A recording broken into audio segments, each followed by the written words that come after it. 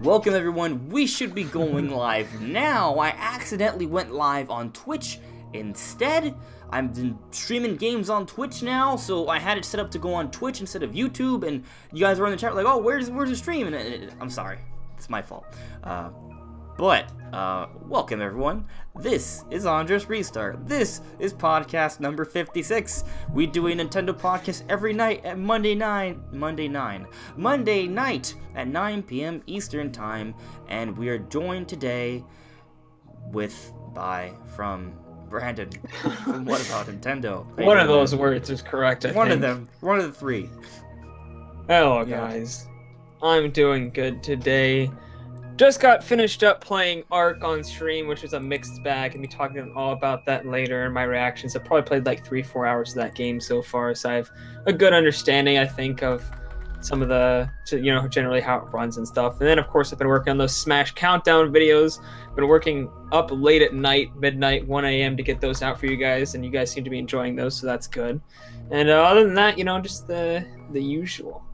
Yeah, dude. I mean, before I was saying it on Twitch, but wasn't supposed to do the podcast on Twitch for like a minute. I was saying that it's pretty tough to, do your daily Smash vids and build up for that while also doing other stuff like covering Ark, because you got a review copy for that, right? I only stopped by for a moment right before the podcast, so I'll have to kind of watch it over for a little bit to kind of see how that experience was for you. But it looked playable from the brief moments I saw from you playing it. But playable, but a little blurry. And I mean, we can pretty much just jump to the topic, but let's first see how everyone else is doing, and then we can jump into your thoughts on Ark. And also, I don't know if you noticed, but I bunched Warhammer into the Ark topic because we can kind of talk about both, because both are kind of on the different sides of the graphical spectrum here, and both are kind of at the forefront. Do you perhaps mean Warframe? Did I say? I said Warhammer. Yeah, Warhammer. No, Warhammer. Shit. It's fun. Damn it! I am just not on. I'm not on point, guys. My bad. No. My bad. I'm gonna have to edit that. Oof. The oofs indeed. Yes. Yes. This is definitely the most professional we've ever been on the podcast before. Always. Forevermore. There we go. Warframe. Thank you. That's a Warhammer. Is this a game I've never heard of? It's a common mistake. Right? I actually have heard other big YouTubers call it Warhammer, so you're not entirely on your own there. Yeah. Let's hope so. But we fixed it. Thank you for pointing out, Brandon. All right. But let's see how everyone else is doing in the chat, and then let's talk about Ark and Warframe. Yeah. So, hey Chris, how you doing, man? Hey Josh, Jake, what is up? And yeah, sorry guys, I started streaming on Twitch instead accidentally because I'm doing game streams on Twitch now, right? I plan on streaming Banjo-Kazooie throughout this week until the nice. Game Awards. And I will be streaming the Game Awards on my YouTube channel. So when it comes to like news stuff, discussion stuff, and maybe even preview stuff, that's all gonna be on YouTube, right? But when I'm doing Twitches, the discussions and stuff, the streams. But when it comes to just playing games, I'm gonna do that on Twitch for now. See how that works out. So yeah, I'm gonna be playing Banjo-Kazooie if you guys want to check that out, and definitely Smash this weekend. So stay tuned. For sure. Let's see. Savage64. Did I get the Smash Bros bundle? No, but thank you for pointing that out on Instagram. So I was been talking to GameStop. It wasn't available at any GameStops in my area. But if I go in on Wednesday morning, the day before, supposedly they get a few extra orders. It's shipped in right before the game comes out. So I'm gonna go Wednesday morning. Hopefully I can somehow sneak in a purchase for the Smash bundle with the Pro controller. I'm gonna try. So nice. Fingers crossed I can get it. Fingers crossed. Yeah, Brandon got a haircut recently. Yeah. Hopefully my hair doesn't look like crap because I'm terrible at putting it up like this. It looks good, dude. It looks good. Brandon the Stallion probably looks like a stallion. Don't notice. Yes. Yeah. It's exactly the look I was going for, the stallion look. Yeah. You're a swell looking stallion. And Super Mario 24. Why is it Super Mario 24? I'm just curious. Why 24? But I am doing well to answer your question. Brandon's doing terrible though. Yeah, life is it's piss poor right now. Yeah, it's very bad. But once Smash comes out, it'll be all good again. Yes, for sure. That's how it is. Absolutely. Signage Joe, how's it doing? Yes, I am the new PewDiePie. That's not true.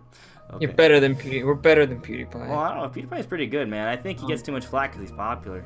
But he's full joke meme kind of territory, you know. Yeah. He's caters okay. to a very different audience. Let's just say that. Yeah, I don't really watch him, but I don't think he's bad. It's just not my. I've seen a few of his videos and I think they're funny. Yeah. I think he has comedic talent. So yeah. But yeah, let's just jump into things. Let's talk about Ark and Warframe. So first, give me your thoughts on Ark. How do you feel about it so far? Oh, Ark is, I guess, just to sum it up, you know, not worth $50. It's just not. I'm gonna go like, oof, it's not worth $50. I'll tell you that much. But it may be worth, because I think it's gonna go on sale very quickly. I think it's gonna be one of those games you're gonna find in the bargain bin later, and I think it might be worth picking up after that happens, because I feel like maybe not a $50 experience, but I think it could work as one of those, you know, cheaper $10, $20 experiences, because while the graphics are kind of like, they look more like Skyward Sword than the PC version of Ark. I keep making this joke that instead of counting like pixels and resolution or polygons, we're counting blobs. Everything just seems to make it made up of blobs. And even when you get close, then there's just more blobs. So, I mean, does it look bad? Yes. But does it look good enough to you understand what everything is, and it's enough to where the gameplay makes sense and you're not just like confused all the time? Yeah, I mean, it works. I guess that's the best thing I can say about the game, is that it works. Well, I feel like you get the experience from it, because the thing is, Ark, at least on consoles, is never known to be like incredible performing game. It's always been terrible. It's never been good. It's always been terrible. Yeah, the Switch version does look noticeably Yeah, I'm on fire today. It looks noticeably worse, but like, what do you expect, right? I mean, I was kind of hoping that they would, you know, if they was gonna, I guess I was hoping for the impossible, you know, because I figured since the game was already performing so poorly and I was kind of hoping that they were gonna do something. If they were bold enough to make the game, that they were gonna find a way to make it work, and I mean, they did that, but the popping is obscene, the resolution is lower. Looking at the game, there's things that I feel they could have taken out, visual effects and different things that they don't need. Like I feel like there's like a surprising amount of grass rendered everywhere that doesn't do anything, because there's certain plants you can go and you can actually like harvest them, and you know, they're worthwhile. Like trees, you know, you can chop them down and get stuff from them, but the grass doesn't do anything. Like, I feel like they could have taken that out and it wouldn't have been that bad, or lessened it at least. There's a lot of it, and I mean, that probably would have saved on a lot of GPU. They could have done other things. The frame rate, I will say, it's not unplayable. It never really hits 30 frames per second. It's usually in between what feels like, obviously I don't have a graph in front of me reading off the numbers, but from what I can tell, it seems to be between 25 and 30 most of the time. There are points, if you're running really fast through like a jungle or something, where it will dip down, it will like stutter. And if you open your inventory, it stutters a lot until you get in, and then it's fine, and then, you know, it stutters for a few seconds while it's loading the game again. But other than that, I mean, it's playable, it's fine. I never really felt like it dipped when anything was happening. Like, if I went to attack a dinosaur, the frame rate didn't get any worse than before I was attacking it. Like, it was fine. Like, it's playable enough. Does it look smooth or good at all? No. But I mean, I don't feel like it makes the game too clunky, or like, I mean, I was using a bow and aiming and getting headshots on different dinosaurs and stuff as I was chasing them, so it's not so bad that you can't play the game. Okay. It's passable. I feel like that's the kind of the thing for this game. It's passable. It works, but you can tell, like, I don't know, like, it's not good. It works and you can play it technically, but it's just not a great experience. Right. Okay. So, I mean, if you want to get it on Switch and that's your system, go for it. And I just feel like, you know, while it doesn't look or run that great, I feel like because I think it's being shadowed a little bit too much personally. Granted, I haven't played it like you, right? But from what I've seen and from what you're sort of telling me, the way I'm gauging it, like, it's playable. It's playable. Yeah. And the experience was never an optimal experience on consoles. It never was. That's the thing. It never was. So, yes, it looks worse than the other systems, but the other systems were never that great to begin with. So, I'm just saying, if you're going into it and expecting this beautifully rendered open world at seamless 1080p, solid frame rate, that's never what Ark was. It never was. Yeah, it's not even like that on the PS4, the Xbox One. Right. I will say, like, I've played it for 4 hours, and I was having fun the entire time. And if I wasn't having fun, it was because of a game mechanic I wasn't very fond of, not because it was on the Switch. So, I mean, the Switch experience never made it any less fun for me, I guess. I still had a good time when I was playing it, so... Good. Which was surprising. I thought I would get into it and just be like, oh god, it's garbage. And then I was like playing it the other night. I was up late just playing it for hours. And then I was like, oh shoot, I should go to bed. And I was like, oh, but I kind of want to keep playing. So, I mean, it's good. Is it $50 good? No. You can get addicted to that game, though. That's one of those games where you can get really into it, especially meet up with other people. And, yeah, I have a cat. I have 2 in here. Technically I have 3 total, but whatever. So yeah, if you only have a Switch and maybe you find it in the bargain bin honestly, maybe a week or 2 from now, it's gonna get a sale. I'd assume if they don't put it on sale, they're dumb, because literally everyone is ragging on this game right now. So I can't imagine it will be more than like $10-20 in a few weeks. Okay, cool. So let's talk a little bit about Warframe. I got to see a little bit of Digital Foundry's take on it. I played it myself. I only played the tutorial, though. I've seen Nintendo Game Talk, Coloco play it as well. And people are kind of saying this is kind of impressive.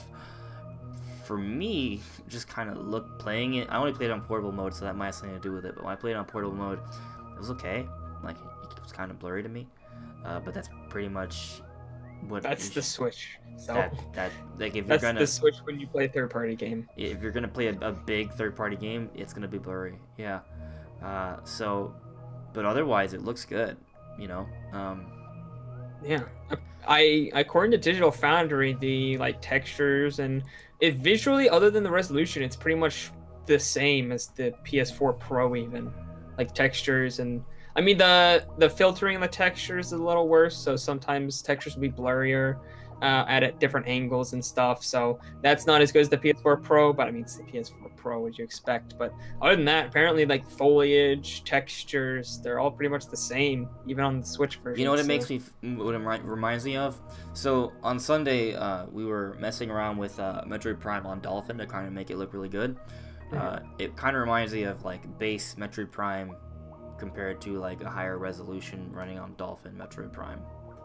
Yeah, you could say like that's the difference. Like, it's really just like it reads the textures better and better filtering, and with the resolution and such, and that's pretty much like the difference between one and the other.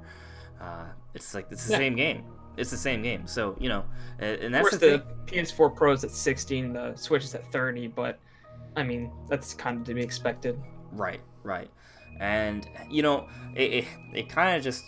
It's good. Like, if you want the experience, you're going to get it on the Nintendo Switch, and you're going to have it portably, and that's fantastic. And it's kind of interesting because the game's gotten so many updates over the years that now that it's being released on the Switch now, people are like, oh, this game's out? Oh, wow, this game's gotten so many improvements over the years, so it's kind of interesting. It's available on your systems, but, you know, if you only were paying attention to it when it first came out, or you never have, now it's coming on Nintendo Switch, it's getting that second wind. And now with that second wind, it's a much more complete, well-polished game with lots of updates and tons of content to enjoy. And it's free to play, so yeah, give it a shot, guys. Just download onto your Switch and give it a shot. A lot of you may come to really love it. So yeah, definitely, it's a solid game.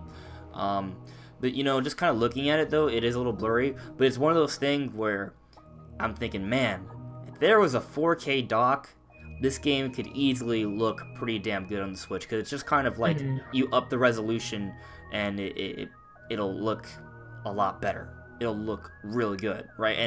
And I feel like it's not out of the question for Nintendo to release a dock that pretty much is just like a resolution upscaler, you know? That I feel like it's possible. I would love it. I think that can make it Switch a lot of Switch games that are, especially a lot of the games made by Panic Button that have like scalable resolutions and such, dynamic resolution. They could easily like look really good if they were to release a 4K dock someday.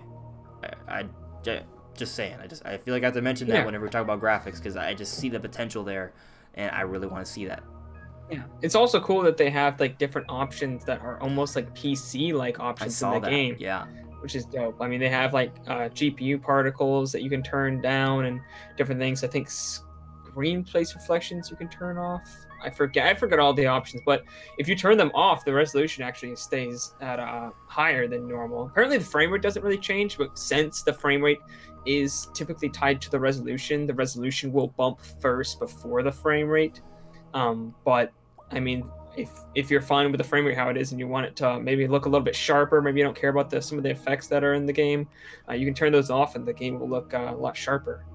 That's really interesting. It's kind of cool to see that on Switch, because normally console games don't have scalable graphics in that way in the settings. So it's a really cool little feature, and I'm glad that's there. I didn't see it until I saw Digital Foundry thing, because I didn't really delve too much into the game yet. But now after seeing I actually haven't downloaded it on the Switch yet. I should. I have it on the PC, but I haven't had a chance. Arc's kind of taking up a lot of space right now. So I can imagine.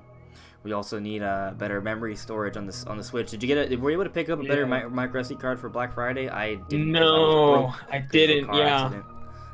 Yeah, I actually pre-ordered a game for my friend, and he couldn't pay me back yet, so I'm pretty broke. Oof. I had to pre-order 2 copies of the same game. So damn. All I have is an 8 GB SD card right now. Well, I have a 32 gig, so I have more space to work with. But like, for example, I had to delete Wolfenstein 2 to download Pokemon Let's Go. Well, yeah. I have a couple other games on my Switch now, but if I had Wolfenstein 2 on my Switch, I wouldn't be able to have those games. Right. But I already played through Wolfenstein 2. I enjoyed it, and if I want to go back to it, I have my memory file. I can always just save and download. It doesn't take that long, so you know it works. For now. It's sad because they had like 512 gigabyte cards for pretty cheap. I saw Spawnwave tweet about it. It was like, I forget exactly how much, but it was way cheaper than it usually is. It was like $50 to $100. It wasn't one of those fake ones, right? It was like a no. It was good. It was a good one. Because there's been a lot of fake ones that are not real. Yeah. No, I think it was like a SanDisk or something. It was a legit, like, not off-brand. Okay. SanDisk is good. Okay. So. Cool. So, I think we're ready to move on. So, unless there's anything else you want to add in regards to Arc or Warframe. No, not really. Okay, cool. In that case, let me just end the podcast now. Just kidding. All right, so we're going to talk about Skyward Sword HD, or rather the alleged deconfirmation of it, and we'll get into that in a bit. But first, let me see what you guys are saying in the chat before we move on.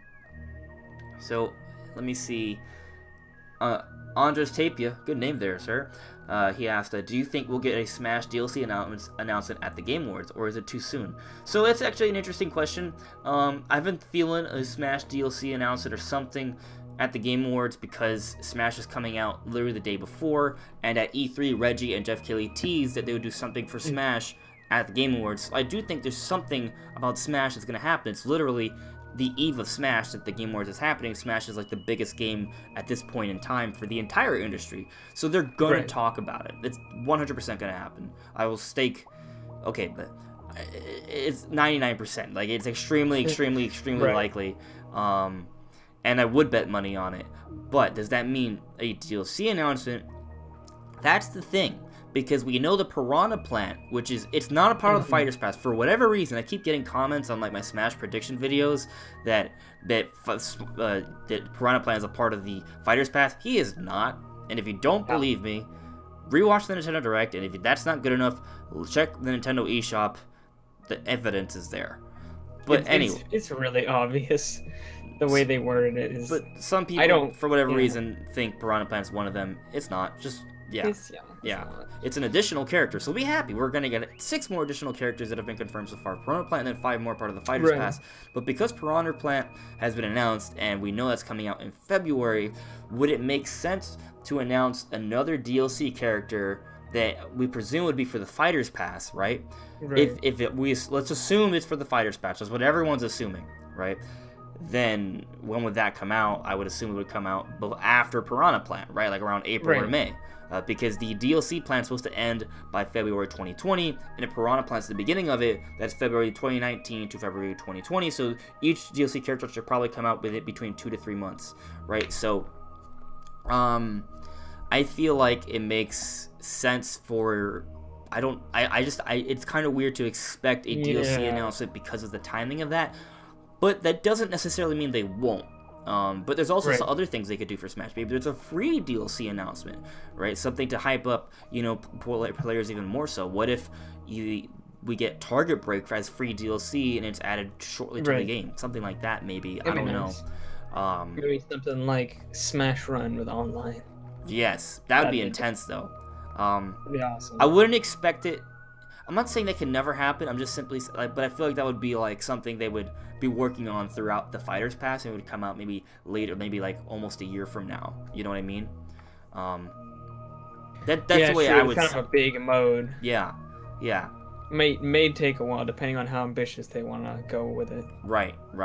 They could have been working on it for a while and it just wasn't ready for the base game, but well, you never know. And we do know there's gonna be a day 1 patch for Super Smash Bros. Ultimate. We don't know what that patch will entirely entail. Obviously we'll have some balancing stuff, but it's possible there may be a couple other things.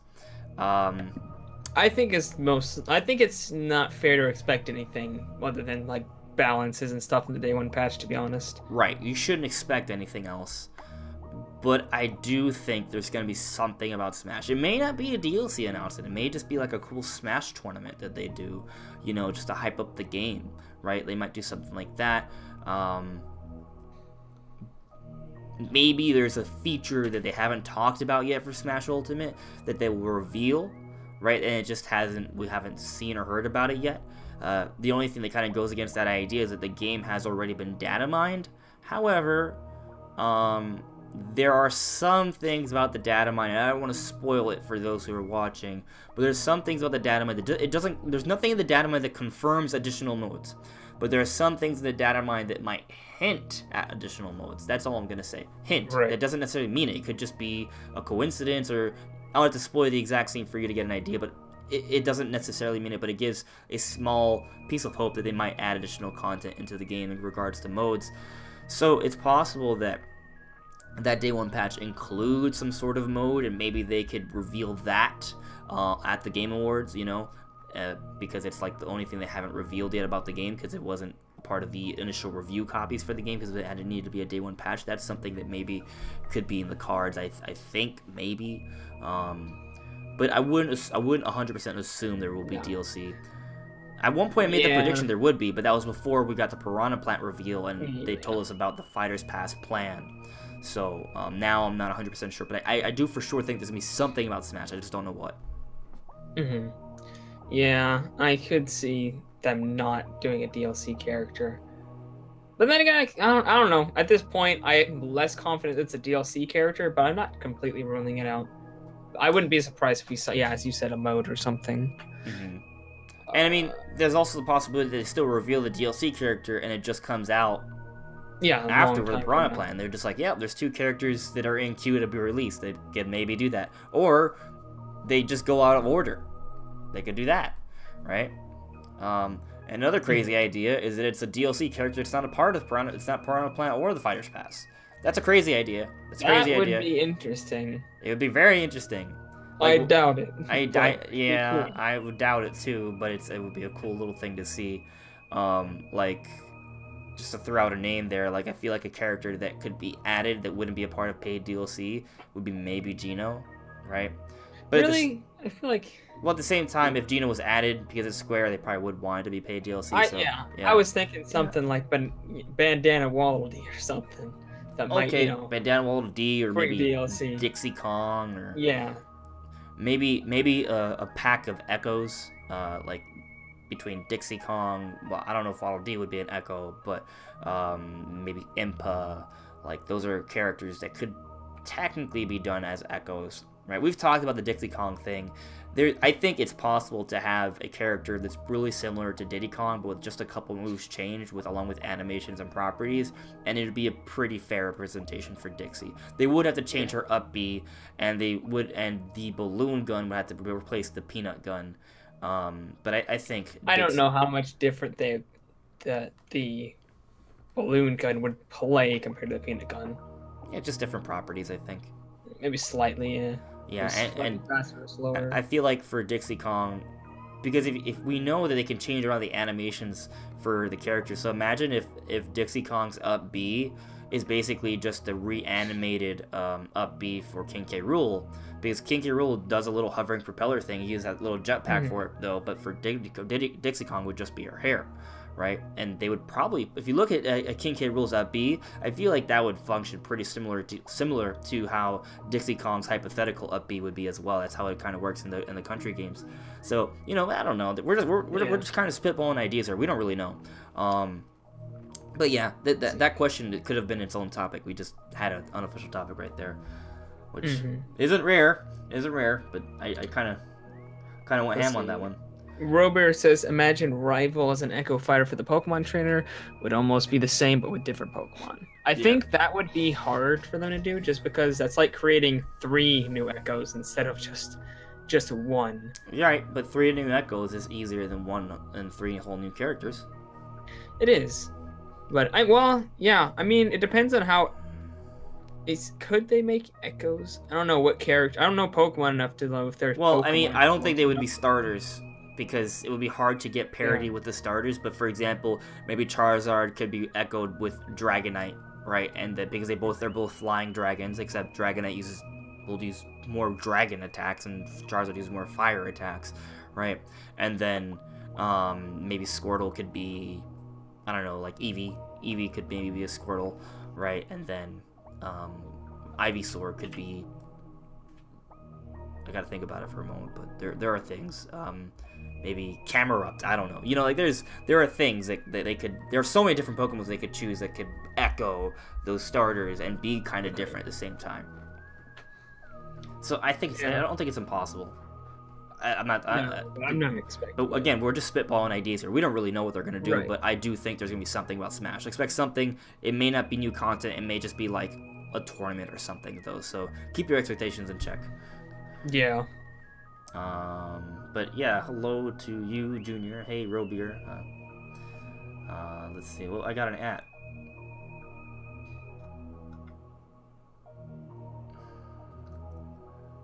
Oh, there's Smash DLC news that talks about Banjo and Kazooie. I haven't seen it yet. Nothing came up on my Twitter feed, or I haven't seen any videos. So, if you have a link to it or something, put it in the chat. I'll check it out.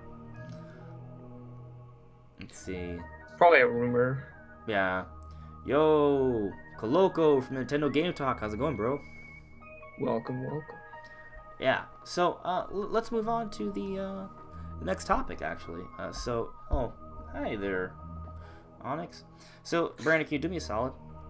Can you introduce the No Skyward Sword HD Zelda topic while I let out my cat? I'll be back in 10 seconds. Sure. Okay.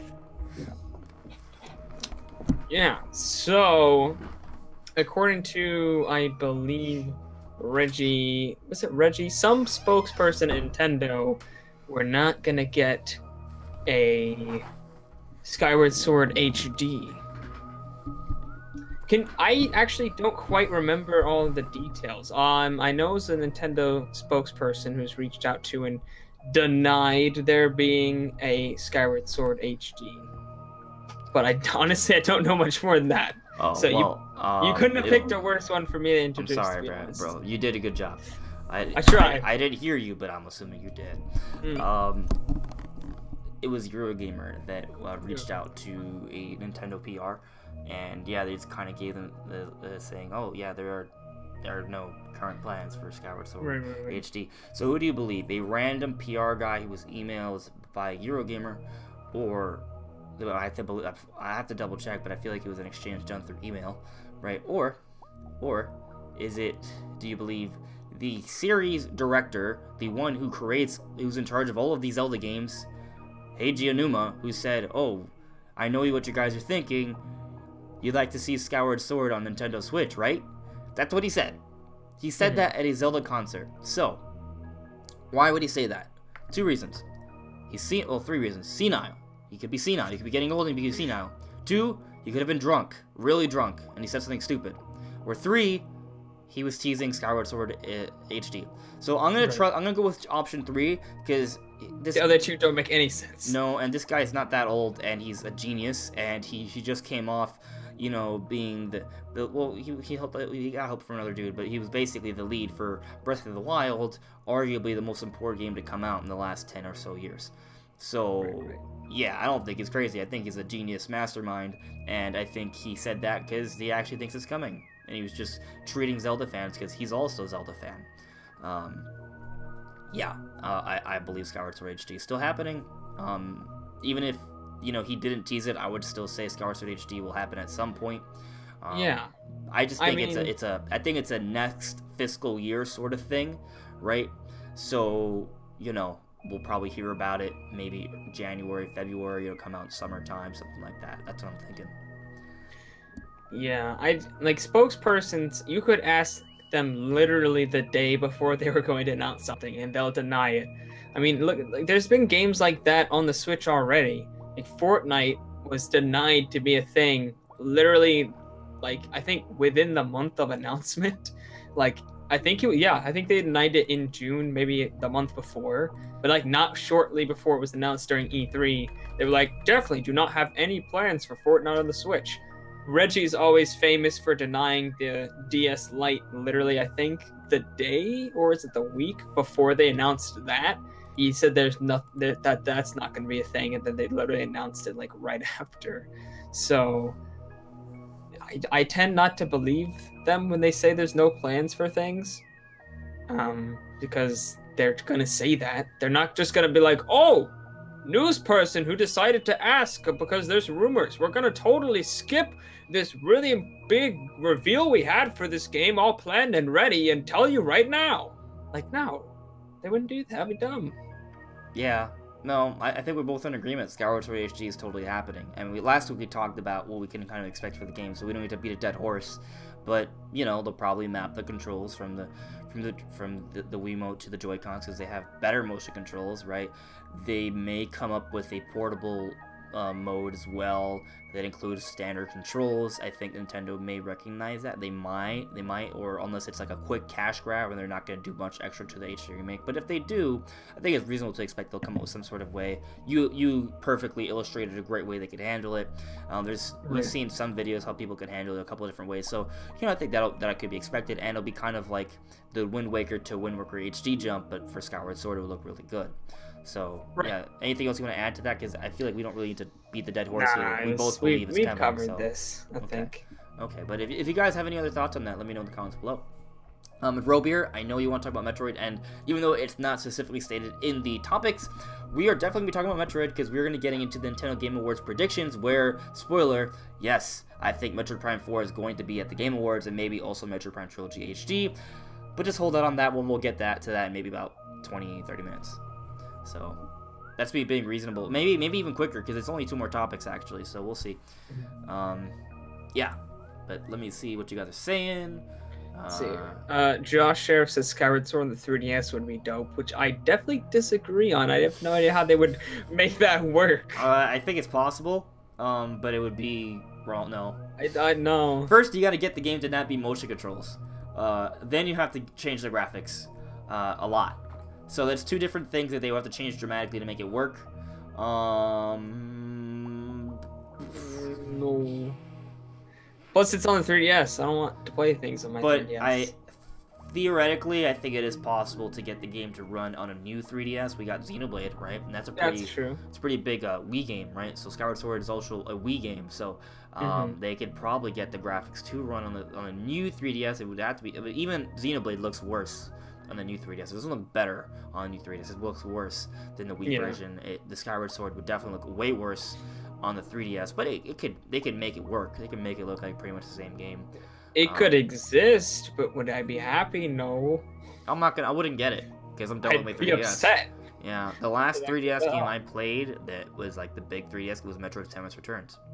That was my 3DS swan song, and it was a fantastic game. The 3DS was an amazing system, but I'm done with it. So, yep, moving on. Let's see. Yeah.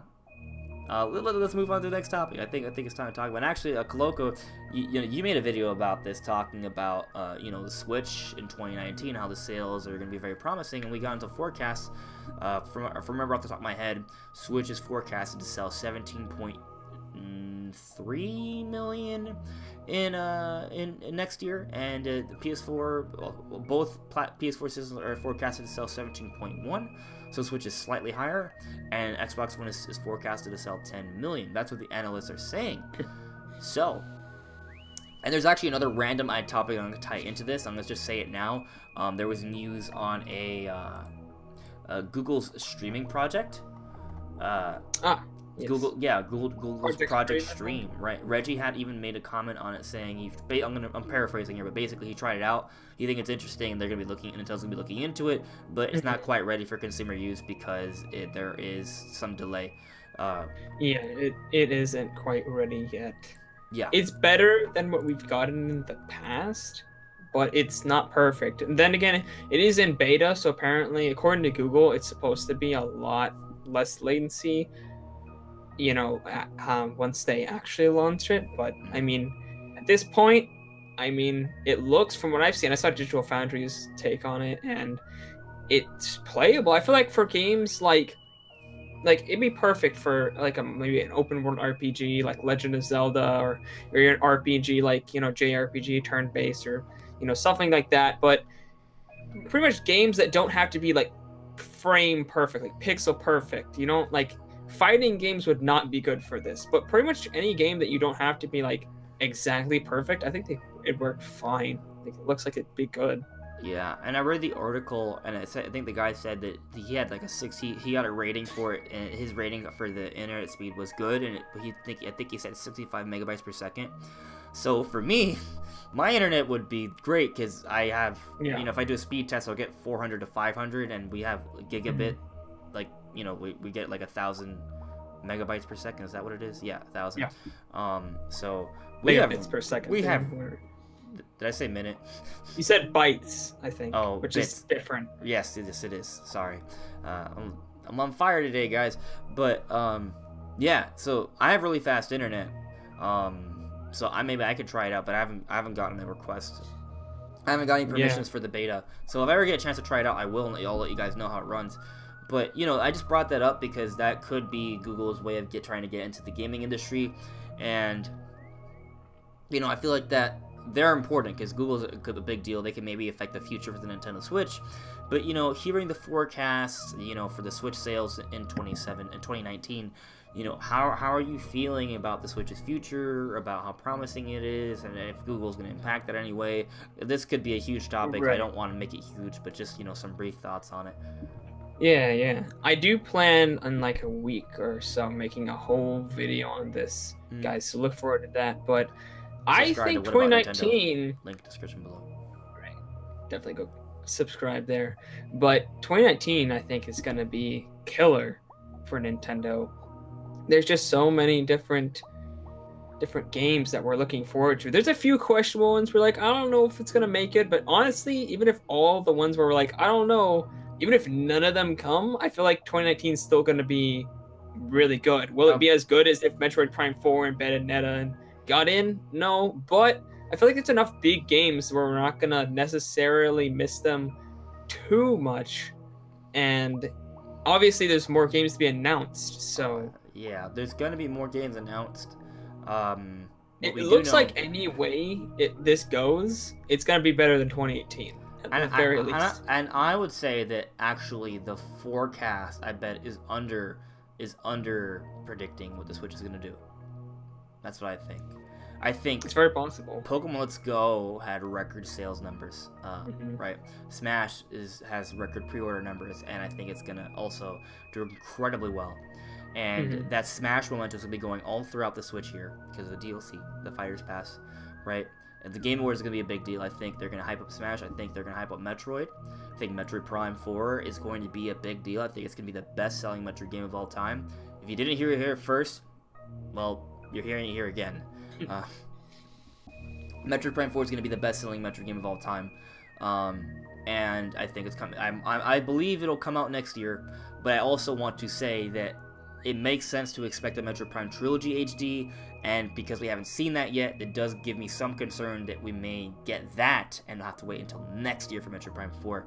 But I feel like what'll happen is we'll get Metroid Prime 4 early 2019 and get Metroid Prime Trilogy HD early 2019. And then, yeah. And holiday, we'll see Metroid Prime 4. That's I'll say that for the Game Award predictions, but just kind of putting that out there. And then of course Pokemon Gen 8. That's a big deal. Right. That's a huge deal. Fire Emblem. I think Fire Emblem and Animal Crossing I think are huge deals because they don't have any games with that series on the Switch yet, and there's a lot of people who own 3DSs who are really into that, and I think that will bring a lot of people from that crowd. Plus, both of those games are pretty huge nowadays. Animal Crossing has several titles with over 10 million sales, and Fire Emblem sells several million every release. I'm not exactly sure how many. I haven't looked in a while, but it definitely sells a lot on the 3DS. So those are both big, several million seller games. These are Animal Crossing has sold, as I said, several times over 10 million copies. So these are big games that I feel like some people may not, when they look at what games are going to drive hardware, maybe people don't look at Fire Emblem and Animal Crossing as much, but I think they should, because those games I think can really drive some hardware. Yeah, for sure. I was just actually looking up this rumor about a Banjo leak, because they've been bringing it up in the chat, so I'm sorry to derail you there. No, that's fine. I mean, I made a video on Saturday talking about Banjo getting in over Minecraft Steve. It's just an opinion piece, but check it out. My Control F is not working here. I'll just read the bottom one. This is what Jake's been talking about. So I recently reached out to give context, and there are several of them, and it's an extremely busy job, and Vin Voices of documentation contain several things, even as far as 2020, especially regarding things that need room for stock-wise, such as amiibos and blah, blah, blah. And while she didn't see it herself, and they don't see all the same documentation, someone on her level saw documentation for Banjo amiibos. Okay, I think it's basically the news there, that there's some rumors suggesting that maybe Banjo amiibos are in the works, which would obviously suggest Super Smash Bros. Banjo-Kazooie. Yeah, dude, I'm feeling Banjo. I've been feeling it for a while, and maybe Banjo could be an announcement at the Game Awards. I've been... since the beginning of the year, I've been saying Banjo maybe being announced at the Game Awards. Right. I have stepped back from that prediction because of the way the Fighters Pass is working out, but I'm still talking about Banjo. And if that happens, it'd be really cool. But, just to get that out of the way, but, going back to the topic, Brian, sorry to derail that, but it was Banjo news, so I had to always derail for Banjo. Yeah. Gotta love Banjo. Yeah. But yeah, with Pokemon, Fire Emblem, and Animal Crossing, and also following up the momentum of Pokemon Let's Go, and of course Smash Brothers, it's hard to think the Switch won't do really, really well. And if Metroid Prime 4 is, like I'm saying, the best-selling Metroid game of all time, that's also going to help. That game, there's no way. I mean, let's be honest here. It hurts, but it's not hard. It's not going to be hard for it to be the best-selling Metroid game ever. Right. I don't think it's a crazy prediction. You're right. Exactly. I'm sorry, but it's not going to be hard. Those games haven't sold that well. I think it's going to be like Xenoblade, where Xenoblade Chronicles 2 smashed all the other game sales in its first month. I think Metroid Prime is going to do the same thing. It's going to absolutely destroy 1 through 3 sales in the first month. Yeah. I mean, games on the Nintendo Switch just sell regardless. So even there's a lot of things going for it. So I'm not worried about that. So there's a lot of potential there. But I think some people bring us some good points in the chat. So let's get to that. Unless there's anything else you want to add in terms of Nintendo Switch's positive outlook next year. No, let's get to the comments. Let's see. Sad was asking the Metroid Prime Trilogy and Pikmin Trilogy on the same day. I guess, do you mean for the Game Awards? That'd be crazy. Crazy That'd be cool. nice. I would love it. I would love it. Josh there is hoping for an F-Zero Kid Icarus. Also would love it, but I'm feeling that those are 2020 games. Or, I don't know. Actually, well, Kid Icarus is kind of like, I don't know when. But, actually, I do think this is going to be the last Smash we're going to get for a long time. And maybe, you know, Sakurai could move on to his other baby, Kid Icarus. Well, his third or fourth baby, because there's Kirby and stuff. But I would like to see him go back to a Kid Icarus game. That'd be really cool to see. Maybe. Yeah. So Nintendo Game Talk was responding to our topic, I believe, and this is Coloco, guys. Check out his channel, by the way. But he brought up games: Daemon X Machina, Yoshi, Fire Emblem, Pokemon, Luigi's Mansion, the Game Freak game. That's true. I think it's a town game. Yes. No More Heroes. That's also a game that we didn't bring up. That's already better than 2018 as far as exclusives go. Absolutely true. 100% agree with you, bro. And yeah, Animal Crossing, like, I do, and he's also saying that it stacks up against the 2017 lineup. It does. While Mario Odyssey and Breath of the Wild might be the 1 and 2, Pokemon, Metroid, Fire Emblem, like, those are all, like, really high up there, too, you know? Yeah. Like, honestly, 2019 sounds like a better lineup than 2017, which is mind-blowing to me. It's just, while the big games for me aren't as big as Zelda and Mario Odyssey, not quite. I think Metroid and Pokemon aren't quite up to that level. There's so many other big games. You'll change your mind when you play Metroid Prime 4. Metroid, maybe. I'm just like, Zelda and Mario is my favorite. No, those are of course, my two favorite franchises. I think ever, you have to give them the 1 and 2 spot, right? Yeah. But then Switch 2017 also had Xenoblade 2, had Splatoon 2, had ARMS. Those are good games, but you know. But yeah, man, but Animal Crossing, Luigi's Mansion, and all these, and Fire Emblem, these are games that I'm hyped up to the level of, you know, the 2017 games, probably more so, and there's more of them, it feels like. So I feel like it's fair to say, from like a hardcore Nintendo fan perspective, that the three games that would get the highest votes for, like, oh, the biggest games would be Mario, Zelda, and Smash.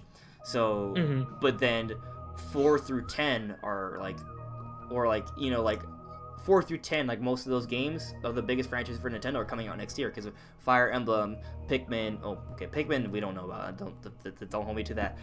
But at least Fire Emblem, Animal Crossing, Luigi's Mansion might be like a 10 or 11 or something, maybe less. Yeah, that one's kind of more niche. But Metroid, right? That's really big. It's really big. And Pokemon, Animal Crossing, Fire Emblem, Metroid. Those 4 games are definitely like somewhere between 4 and 10 for biggest like Nintendo franchises, right? And I would say Animal Crossing and Pokemon are 4 and 5. So yeah. And actually, in terms of, this is not sales. This is like if I were to put a poll up in a core Nintendo community page, right? Because I think Pokemon actually as sells better than both Mario and Zelda. So, you know. Yeah. Actually, in terms of money making, Pokemon's even bigger than Mario and Zelda, right? And actually, Animal Crossing and Fire Emblem could also potentially. Animal Crossing is actually typically bigger. Now, then again, Zelda Breath of the Wild has sold ridiculously well, so that's actually above, I think, right now what Animal Crossing typically does. So, but usually Zelda has been lower sales wise than Animal Crossing, because they don't. I think the first one to hit 10 million was Zelda, and Animal Crossing's already been over 10 million several times. So. Yeah, so in terms of sales, Animal Crossing is bigger than Zelda per individual game release at this point in time. So, you know, 2019, you know, sales-wise, definitely going to be in the Switch's biggest year. I mean, usually the third year... Oh, there's that rumor of a Zelda game coming in next year, which is big. And that could just be Skyward Sword HD. But it could also be Skyward Sword HD and another kind of Zelda game. Maybe a 2D Zelda game, maybe a multiplayer Zelda game. That would be interesting to see. I think a multiplayer Zelda game would work perfectly on the Switch. What if it was like a Breath of the Wild open world like multiplayer Zelda game?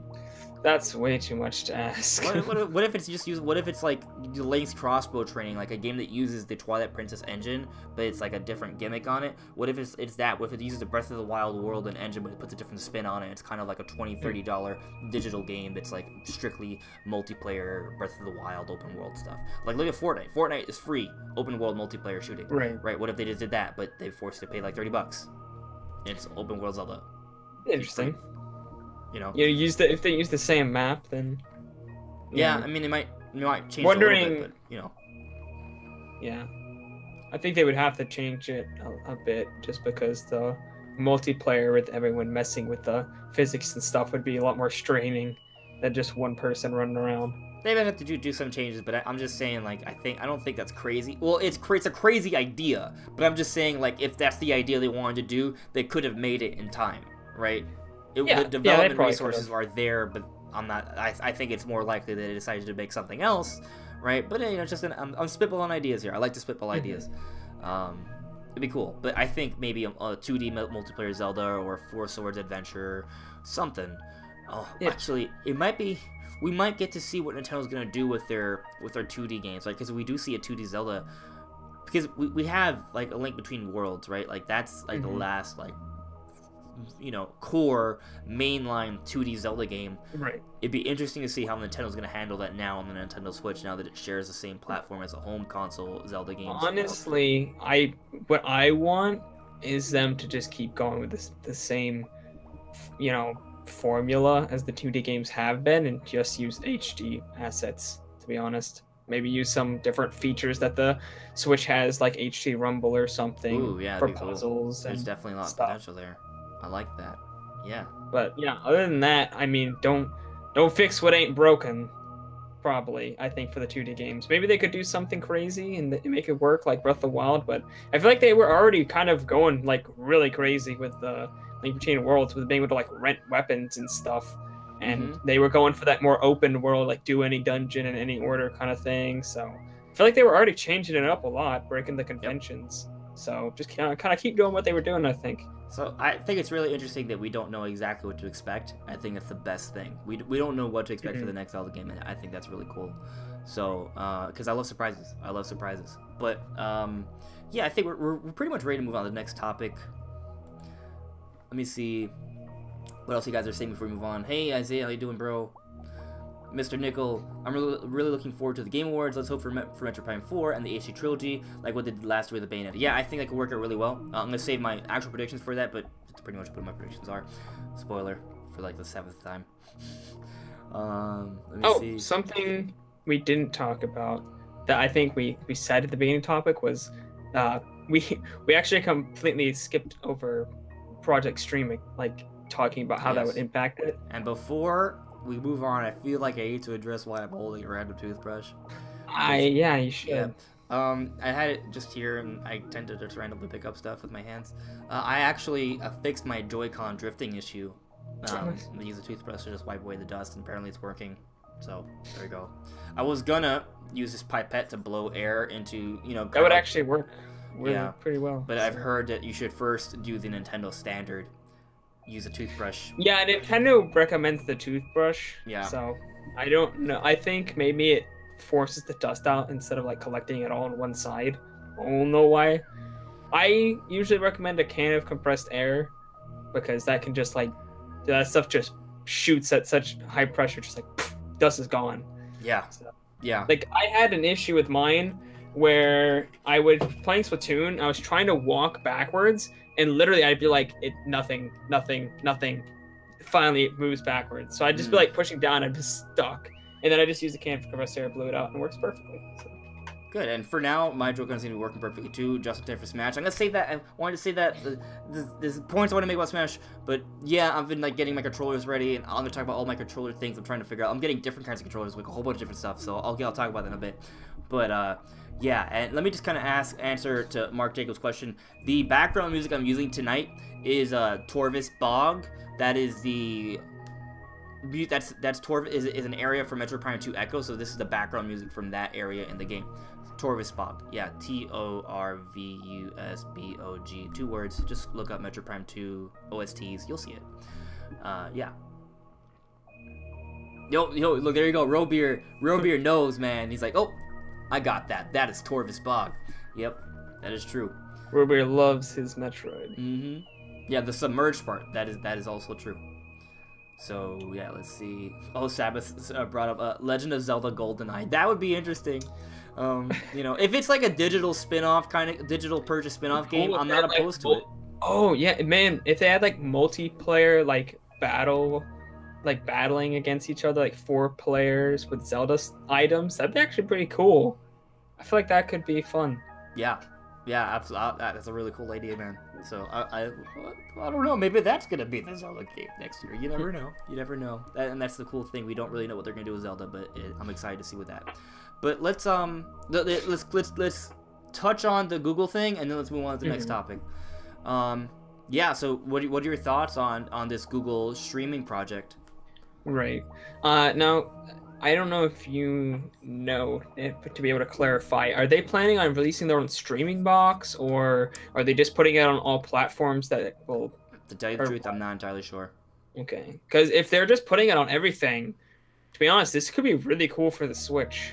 If they want to put it like third-party games. From what I've seen, the beta for it is using Assassin's Creed Odyssey, and you can play the game on your Google Chrome browser.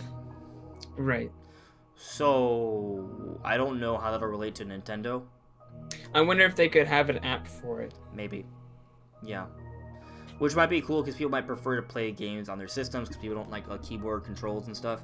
So yeah, getting an app. Oh yeah, that'd be cool. Getting an app on there. I think that could. I think Nintendo would like that because it would fix a lot of their third-party issues. You know what it reminds me of? Project Rainway. Yes. Project Rainway. It reminds me of that, but this is an official thing. And that Project Rainway was streaming from a PC, right? But this is it through an internet connection. So that's a neat idea. I think that would also further encourage Nintendo to bring out that 4K dock you keep talking about, but also that 4K dock should have Ethernet ports so you can plug in your Ethernet ports. Yeah. You know, instead of having to buy a separate Ethernet thing. Yeah, because they need that.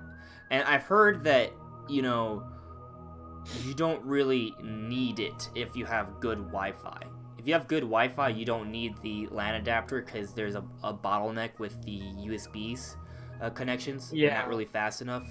So if you have solid Wi-Fi, it's fine. It's only for people who have like bad Wi-Fi connections that they should use the LAN adapter. Yeah, if they had a native LAN adapter, it would be faster. The problem is it has to go through the USB on the dock and then the USB again to the Switch, which slows it down. So. Yep. So, yeah, it'd be cool if they release an app. I think it'd be great. So, yeah. Anything else you want to say? I want to get to the bigger topics because the 2 big topics for the discussion we haven't gotten to yet. But unless there's anything else you want to say about it, because I don't want to.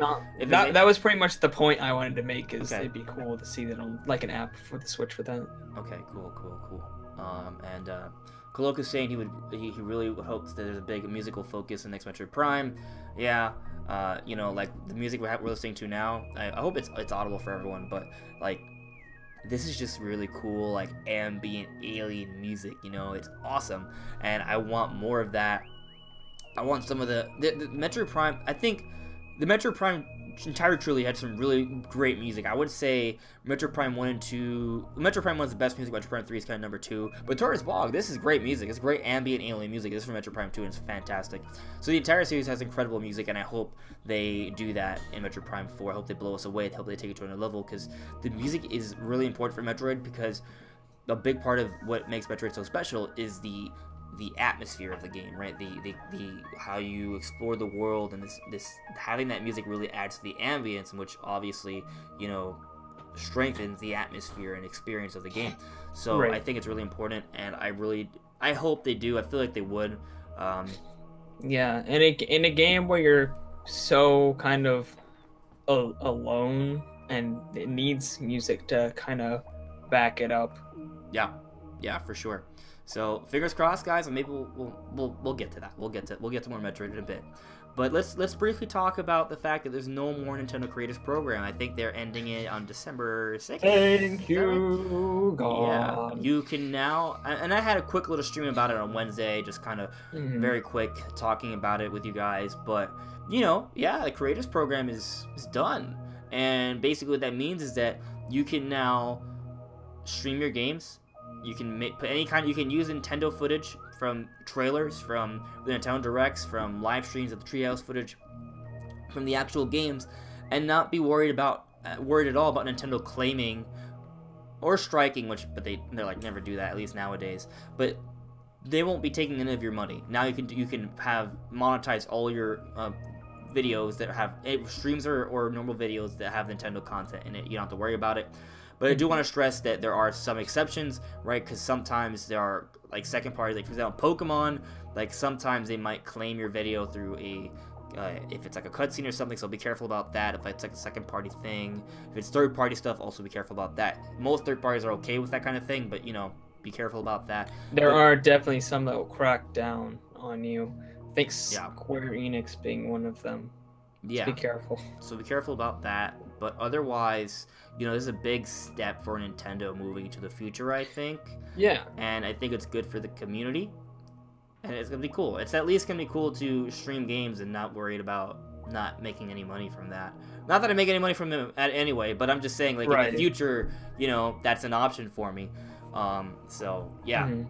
Yeah, when I saw this, I was just like, at first, I only saw that they were removing the creators program. I was like, oh god, I hope they just let us do whatever we want now and don't come up with some other crappy program instead. And I was like, I started reading it, and I was like, yes! Yes! I was literally like freaking out. I was like, yes, this is amazing! This is what I wanted. And I was just like, it's just, Nintendo couldn't have like been like more what people were asking for, because I feel like people kind of were okay with them claiming things like people ripping off trailers or just posting just straight gameplay with nothing there. Like, people were kind of understood that, like, hey, yeah, you can't really do that. For the record, I think according to their policy, that's still not that still doesn't fall within the policy. So if you just straight up rip a game and add nothing to it at all, that goes against the policy. Does that mean it'll be claimed? I don't know. We'll have to see how that pans out. Because the truth is, you can find like gameplay videos for stuff on YouTube. I don't know if it makes any money. What was that? I think a battery exploded on one of my lights. Oof. Careful. Don't get any battery acid on you. I'm terrified, guys. Oh no. But yeah, I don't anyways. know. See, one of my lights has actually have a really bad light right now, but I haven't. It's so weird. I'm gonna turn it off. It has like no light power anyway. And yeah, I literally couldn't tell the difference between on and off. Right. Yeah, because only one of my lights is actually working right now. The other one, like, I just replaced the battery. It's weird. I hope it's just a battery that's defective. Yeah, you probably put a defective battery in. Yeah. There was like a flash. Like, there was a spark explosion there. It was kind of scary. Yeah. I think technically, guys, to go back on topic, I think technically if you do a straight up gameplay footage with no edits, nothing added to it at all, that's technically against the policy. It is. They specifically said it has to have some kind of creative input or commentary, otherwise it's not covered. Right. And I feel like there are some simple things you could add to the gameplay, then it'll be okay. You could just talk over, you could put, if it's a let's play, that's fine. You know, just they specifically said things like let's plays and reviews are 100% okay. Yeah. So, you know, if you just put some notes on a gameplay video, I think that would probably be okay. But we'll see as things pan out. So don't just start, you know, bum rushing, putting entire, you know, gameplay rips of an entire game with nothing else. Be careful about that. But the normal stuff where you have your own input, for sure, okay. And we'll see how the rest pans out. But it's yeah, I think this is a great thing. I think it's great. So I don't really have anything else to say on it. It's good. It's good for business. It's good for Nintendo for marketing. Maybe some of the bigger YouTubers like PewDiePie, who before wouldn't stream Nintendo games, now will, and that could be really good marketing for Nintendo. And yeah, I think that it's just good news. Yeah, it shows that Nintendo is really getting with the times nowadays. Like, we already kind of saw that with the Switch and just everything that it is, and they're really they've stopped being dumb and just like stubborn about things that literally everyone else was okay with, and they've kind of embraced the new ways of entertainment that are on their internet these days, and marketing in different ways than the standard ads and stuff. Like, they kind of understood that it can actually be good for them to let people post gameplay and things on YouTube and stuff. Right. I feel like the choice to not do that at first was because, well, one, Nintendo has a lot of old people that maybe not be too. They want to be careful about really adapting to change that doesn't come from their own in-house decisions, right? So they're really careful about those things, and like, you know, at a certain time, like the idea of having, like, on paper, if you don't understand how the way the world works nowadays, if you just hear, oh, let people just monetize videos that use your IP, you're like, wait, what? Why would you do that, right? You know, if you don't consider how YouTube works, how Twitch works now, but you know, now they have a better understanding of that. Of course, it may have taken a few years to get with the flow of things, but you know, they are adapting now, and that's a good thing. So, yeah, I'm excited. I may not seem that excited, but I'm excited. I'm a little excited. I'm very excited. I guess I'll qualify that I'm not as excited as some people, because for me, I was already monetizing most of my videos because the way I edit, I don't get copyright claims. But I can now do live streams without worrying about that, right? And also now, if I want to make simpler videos where I don't have to make as many edits or cuts, but I can just kind of talk about it and have gameplay footage, clean gameplay footage with no interruptions, that's an option now too. So yeah, it's a great thing. It gives more options to people, and it's good. So I said like 7 times, but I think we're ready to move on. Yeah. Okay, cool. So let's see what you guys are saying in the chat. Are tool-assisted videos now safe? Brian, do you know what that means exactly? Tool-assisted, I think, is like hacks and stuff, and I don't think so. No. I think technically, no. Yeah. No, yeah, you're not really supposed to modify. They specifically said things that are like pirated and stuff. So I think hacks may fall under that kind of same line. I'd be careful about that. Yeah, be cautious. I think that technically doesn't fall under the policy. Yeah, and I agree with you, Coloco. Nintendo's always been conservative. Yep. Yeah. I think this kind of shows like how quickly that they are changing everything. That the new people in charge, I think, are working very hard to change that kind of too conservative kind of. Slowly, they're moving on to younger staff, right? So yeah, you're getting people with younger mindsets, more adaptive, more aware of how things are. So yeah, as time goes on, more and more of those people take control, and you will have a progressively more progressive Nintendo, pun intended. Yeah, and Sabbath is also saying now they just need to get rid of the online app. We'll see how that turns out. Might have to wait another 4 years for that one. Sorry, but jeez, but might be true. So let's move on to our Nintendo Game Awards predictions. So this is one of the 2 final topics for the night, but these are the 2 biggest ones. So yeah. So Brandon, Game Awards are happening this Thursday night, and you know, I don't necessarily care about the fact that that these are as an award show per se. I'm more interested in the announcements that are going to happen there, and I just want to point out, I made a video about it. You guys can check it out on my channel. But Xenoblade Chronicles 2 was not nominated, so I'm a little salty about that. I feel like it got snubbed. But you know, watch the video. You can talk about it with me there. But anyway, what do you think will be shown off at the Game Awards? Yes, and if you have any crazy predictions about actual games winning an award, say that. But I feel like there's really not much to say about that. Honestly, nothing I haven't cared exciting, about a game award ever. Not once. I don't think I've ever cared about the awards. Yeah, that was cool. But I mean, it was cool, but it wasn't like, oh god, Breath of the Wild has to win. It was just like, right. I mean, you kept on hearing stories. Oh, Breath of the Wild won another Game of the Year award, like from everywhere. So he's like, all right, go. Dope. But I really appreciated the moment where I saw AJ Numa on stage. He looked very emotional about it. Like you could tell, like you could just seeing, like by looking at him, you could see that they put so much work into this, and Breath of the Wild is his biggest achievement. Because he wasn't the guy that created Ocarina of Time, right? Like he may have been involved, but he wasn't the lead guy. AJ Numa was the lead guy for Breath of the Wild, right? He's been the lead guy basically for all of the 2000s.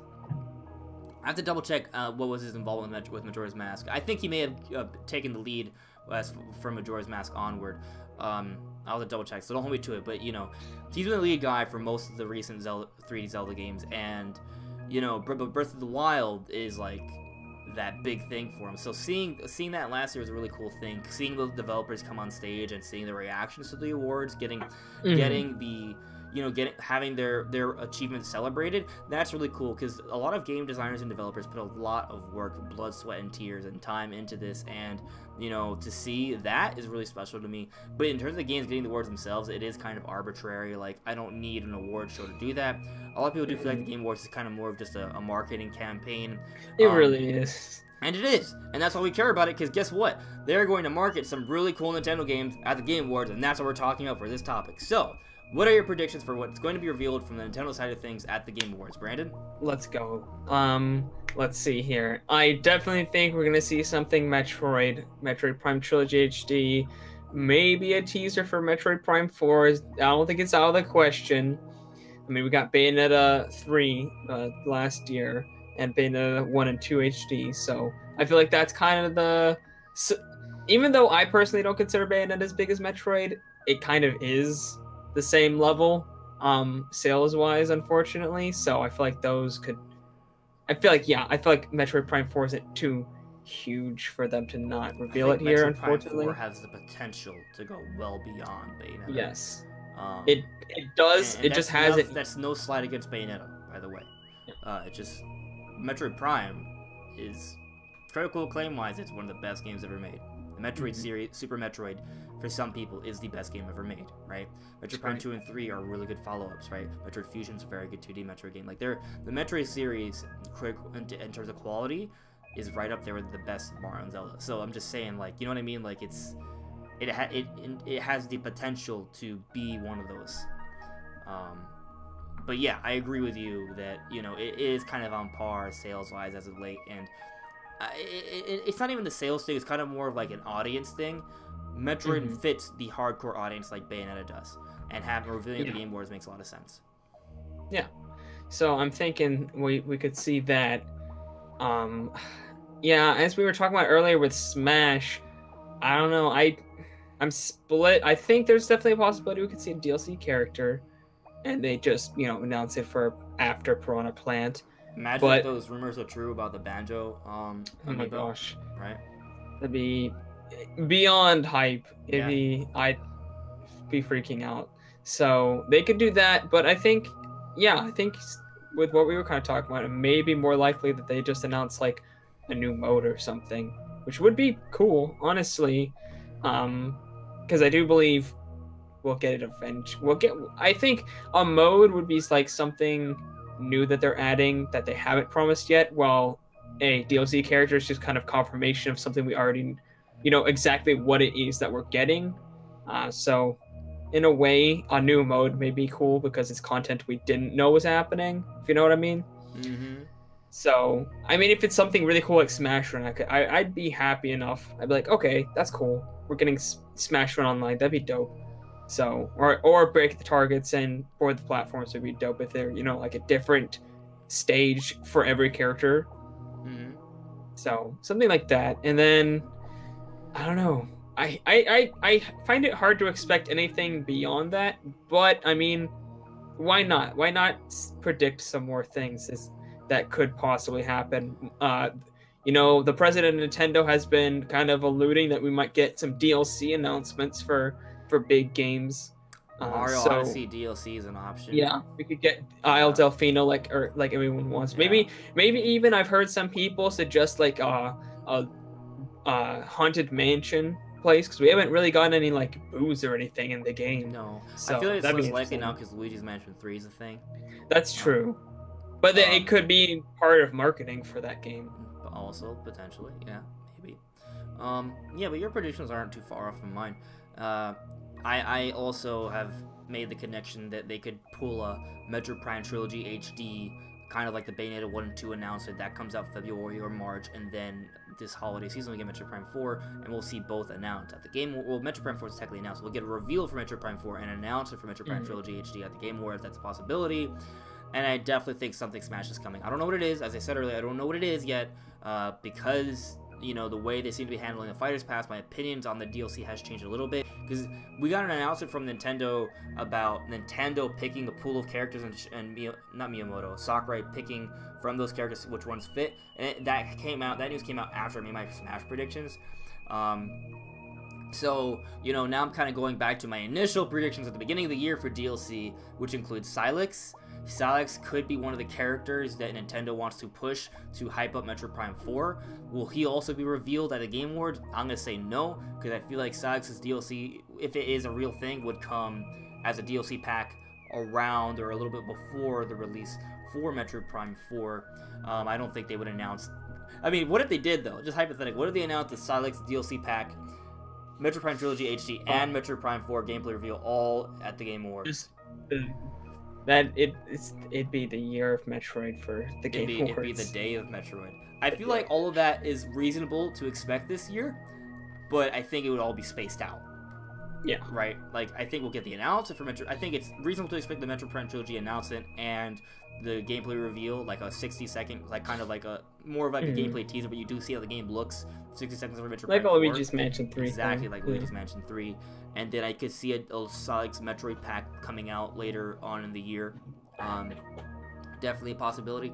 And then, you know, but in terms of actual DLC character, you know, there were rumors of a Square Enix rep being the one that is announced at the Game Awards. Possibility, I guess.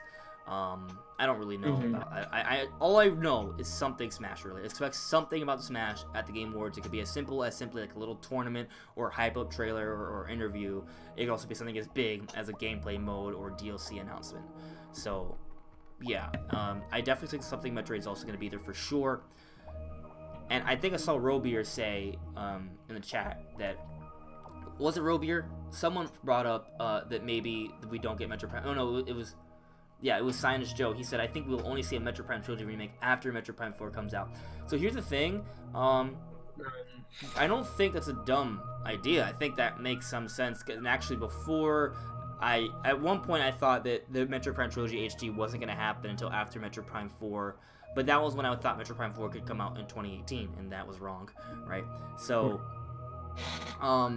I could maybe see that, but at the same time, it makes a lot of sense to have the Trilogy HD come out to sort of build up fans for Metroid Prime 4. A lot of people haven't played the Metroid Prime series, and they could really set that up. But there are other ways to get people to play Metroid Prime 4 and get them prepared for it, right? So they don't have to do a Trilogy HD, right? Maybe the way Metroid Prime 4 is marketed and campaigned, perhaps they don't even have a different name. Maybe it's not even called Metroid Prime 4 anymore, it's just called Metroid Prime and it has some sort of subtitle now. I'm sure we'll have a subtitle. Yeah. It'll have a subtitle, but I'm just saying, what if they could do away with the numbers? You know what I mean? That would be smart if they're not releasing an HD, you know, collection to get rid of the numbers so people don't feel left out. Yeah, and it's a story that stands on its own. I feel like the story's gonna stand on its own regardless. You don't need to play the previous Metroid games to, like, you can enjoy Metroid Prime 3 without playing Metroid Prime 1 and 2, but I would say that your experience, having that background knowledge of what happened in Metroid Prime 1 and Metroid Prime 2, you know, it's neat to see how those events play out, you know, as a continuous story. Especially if you're one of those people who like to do the scans and really read into the lore of the world, really learn about what's going on. So, you know, I think if Nintendo can do it, definitely get the HD trilogy out there, but it's also not out of the question, but we don't get it, you know, so, that's a possibility. And also, another possibility is that because we haven't heard about the Trilogy HD remake, that we get that in 2019 and not Metroid Prime 4, right? That's also a possibility. That is the worst timeline, in my opinion, which isn't that bad of a timeline, but, you know, it's a possibility. But I'm gonna roll with Trilogy HD. My original predictions, I made my predictions like months ago. My predictions were Bayonetta 3, Metroid Prime 4, and Smash content. I might be willing to, maybe Bayonetta 3 isn't in there and we get something Smash related instead, or maybe somehow all four. Those are in the cards. Those are in the cards. Maybe one or two don't make it, but that's something along those lines what I expect at the Game Awards. Yeah, I think if they decide to only, you know, do Trilogy HD in 2019 and do Metroid Prime 4 in 2020, then I feel like they may put more effort into Trilogy HD then. Because I feel like if they're just doing Trilogy HD and 4 in the same year, then they can just, do a quick, upscale it, slap some HD textures on there, and call it a day. Whereas if it's standalone, they may want to put a little more effort into it. Mm-hmm. So, I don't know. Prime 4 is coming out this holiday season, which I do believe it is, right? Reggie did say the game is well into development, and the game was announced in 2017, and there's information suggesting, not confirming, but suggesting that they were already they were working with Bandai Namco, already developing the game as far back as early to mid 2016, and the concepting and storyline making for the game was already going back as far back as 2015. They were already thinking about it, planning it.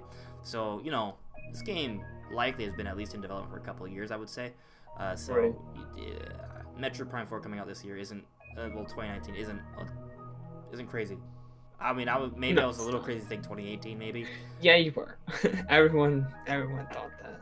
Yeah, everyone thought it was crazy. Yeah. I felt like I made a good argument, but whatever, I was wrong, so it's okay. I'll take the L. So yeah, we'll see. But I'm rolling with Trilogy HD announcement, Metroid Prime 4 gameplay reveal, and maybe some sort of Smash homage.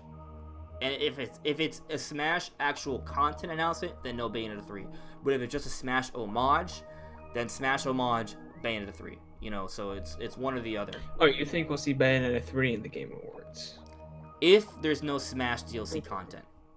Really? I think if there's no Smash deal, I don't think we'll see Bayonetta 3, to be honest. I think if there's not a big Smash thing, or if it's just like a mode, then I think we could see like other DLC, like Mario Kart 8 or Mario Odyssey. Also an option for sure. I wouldn't put it past it. I've been kind of waiting on Mario Kart and Odyssey DLC as well. But those could also be 2019 things, right? Yeah, they could announce it early 2019, depending on when it comes out. Yep. Yeah, so is there anything else that we want to cover about the Game Awards before we see what everyone's saying in the chat? No, I think we're both going to be streaming the Game Awards, right? Yep. One thing, I put a poll up right before the podcast, and I just asked if there's the one most likely thing you would pick to see at the Game Awards. Like, of course, we're predicting several things, like 2 or 3 things to see, right? But pick just one thing that you think we'll see at the Game Awards. What it'll be? Just one most likely thing. Alright, so some Smash DLC announcement. That's your okay. For me, it's Metroid Prime 4.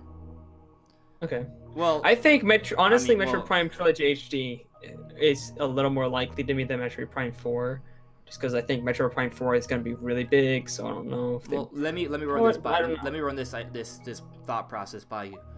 Okay. If they reveal Metroid Prime, if they announce Metroid Prime Trilogy HD at the Game Awards, and they don't show off Metroid Prime 4, there will be pitchforks and torches.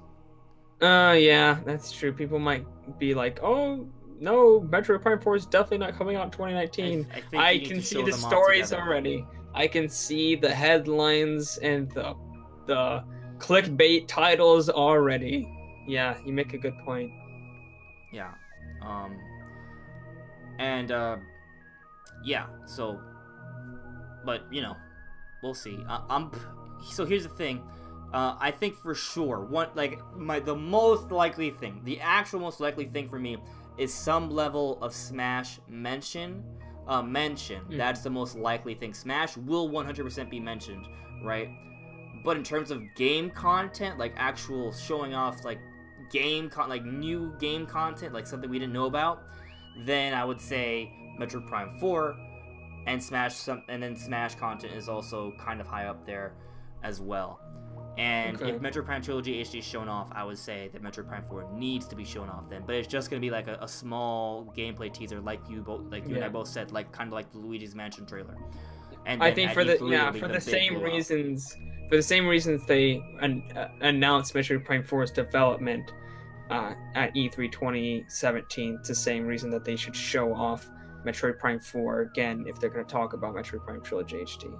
Yeah, I'd be happy with a trailer kind of like remember the Zelda Wii U trailer, the first one we was riding on the horse? Oh, yeah, that would be enough. That'd be enough. That'd be so epic. And all it does is uses the game engine, like it's not even from the same perspective you normally would. that be enough. Although I feel like you have to still show first person because it's Metroid Prime, right? But you know, something along those lines would be amazing. I'd cry and scream, jump, run, turn into fire. Fly. But I think they would probably show something a little more in depth, like a Luigi's Mansion trailer, just because, like, you know, if they show that, people are also going to be like, nope, definitely not coming out next year. Yeah. Well, I mean, if they show it off, they have to announce a release date. All right, I'm changing it. If they show it off, they're going to announce a release date. They're going to say like 2019. They're not going to say like they're not just going to leave us in the. They're going to say 2019. They may not say the exact date. They may say like holiday 2019 or just plain 2019. Yeah. But they're going to at least say like at 2019, least a year. At least a year. Totally agree. If they don't say a year, then I'm like, okay. 2020. Well, at the same time, if they're going to reveal it at the Game Awards, I feel like that's already saying, hey, this is a 2019 thing, you know? But then again, they did show Bayonetta 3 last year at December, right? Mm-hmm. But that was like that was just CGI, right? Yeah.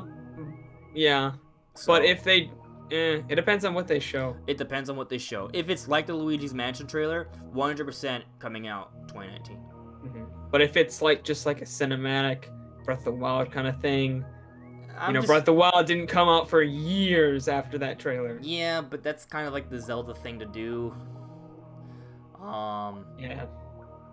I'm hoping that the reveal for what Metroid Prime 4 is kind of more along the lines of Mario Odyssey, rather than Breath of the Wild. Yeah. I'm hoping that. Yeah, because when they first showed it off in the 2017 presentation, you know, the January one, there is still a lot of stuff we didn't know about. They didn't officially announce it, but they showed off a 3-second trailer of Mario Odyssey. No, I'm talking about the presentation. No, I'm talking about the January presentation when they talked about all the games and the release date and the price. Yeah. They had an actual trailer for it. For Mario Odyssey. Yeah. Yeah. There was still a ton of stuff we didn't know about the game that we didn't learn until E3. Right, it wasn't a blowout, but we did know the game was coming out in 2017. Massive features we had no clue that were in there. Like Cappy. Yeah. How that worked. We didn't know about that until E3. Yeah. The only thing we knew about Cappy was that there were eyes on his hat for some reason. We were like, what? Yeah, no, that's true, man. Dude, that's crazy. So we're gonna see the game. There's still be so many mysteries to learn about the game. I can't wait. I cannot wait. So let's see what everyone's saying in the chat. Because we still have one more topic to talk about. Let me see where you guys are at right now. No booze, bombs, and no Lumas. Scientist Joe said that. Yeah. What if we get Luigi's Balloon Kingdom? God, I'd hate Joe, you are an innovator. Oh, hey man, hey, you know, I'll take any Mario Odyssey content if it's actually something to play aside from just costumes. Yeah. Savage said, if we get something Smash related, they might just have a performance with the singer who sings the World of Light theme. That would be actually pretty cool to see. Yeah, I would enjoy that a lot. That'd be cool. They could do something like that. That'd be epic, actually. Yeah, I want to see that. I can see that happening, actually. That'd be really cool. Sabbath says Bomb Battlefield for Super Mario Odyssey. That'd be dope. I actually saw somebody remake it in the Mario Odyssey engine with the same like assets and stuff as they use for like the Super Mario, like the you know what I'm talking about, the kingdom, the special kingdom. Yep. Sort of spoilers, but I mean, if you haven't played the game at this point, what are you doing with your life? Yep. So I mean, they could do that. That was cool. They don't have bombs in it, so you couldn't remake it. And Science Joe said we need Haunted Mansion, Delfino Island, and the Observatory from Mario Galaxy. I want all of it. Cool. I want all of it. I don't think it's out of the question to get more than one kingdom if the kingdoms aren't like, you know, if they're a little bit smaller, maybe more like the Lost Kingdom size than, you know, some of the bigger kingdoms, because the Lost Kingdom's a bit smaller. So maybe we'll get some like 3 like medium-sized kingdoms instead of 1 huge kingdom. That'd be cool, and they can represent a lot more of the different Mario games and stuff that's not in Mario Odyssey. Yeah. Oh, I see Robeer brought up an interesting point. What if they remastered Metroid Fusion? I keep hearing people saying this, and I think it'd be cool, I guess, but it's not. Metroid Fusion is technically the latest game in the Metroid timeline. Yeah. So if they did like a Zero mission, but for Metroid Fusion, that'd be really cool. Because Zero Mission actually added additional content to the game and a bit more story to the game, to the original Metroid as well. So if they did something like that for Metroid Fusion, that'd be amazing. If they kind of made an HD version for the Samus Returns engine, but Metroid Fusion on the Switch, that would be dope. That'd be cool. It'd be dope. I feel like people would complain because it's not Trilogy HD, but... Well, here's the thing. I'd rather get this Metroid Fusion remastered in 2020 after Metroid Prime 4 and Trilogy HD. But, you know... I feel like Trilogy HD just makes more sense to hype people up for right. Prime. Yeah, I think so too. I think that's where the hype levels are sort of going. That's where the trends are going right now. Announcing a Metroid Fusion would be cool, but it's not what we want. I think that's something we wait a year, because we just got Samus Return. Damn it. You wait for Samus Returns, you know? So... yeah. Animal Crossing, I do not think will be at the Game Awards. No, yeah, I don't think there's any out. reason for them to announce like it's not like a Game not Awards give us kind of any game. Yeah, it's just too. Animal Crossing is something you need time to show off features, and I think if they were going to show off features, they would have shown it off in the announcement direct. I don't think it makes sense to literally wait like 3 months just to announce something at the Game Awards for it. And it's not a game that would showcase well. Yeah, but Science Show is also saying he's hoping Animal Crossing will come out on the first day of summer 2019. That would be perfect. So, you know, even though I don't think, I don't think, just because I don't think Animal Crossing is not going to be at the Game Awards, doesn't mean I don't think it's coming out in the summer. I think it is. It's just, it's about when to show it because of what it matches for that demographic. Mm-hmm. They could show it off in a Nintendo Direct in January or February or something and come out summertime. Honestly, think that's highly likely, actually. I definitely think it's going to get its own Direct. I think they're going to showcase whenever they do a different Direct, January or February, for general stuff, they're going to announce a Animal Crossing Direct. Maybe not at that time, but it's possible. They've done it before. I think they did it with Fire Emblem at the 2017 presentation. They announced a Fire Emblem Direct. So I think they could do that, because pretty much literally like any Animal Crossing news seems to get its own Direct. They did that for, you know, obviously Animal Crossing New Leaf. They did that for the New Leaf expansion, got its own Direct. And it wasn't even a whole new game. It was before just an expansion. it was revealed? Yeah. It was gameplay, to talk before it got a gameplay reveal.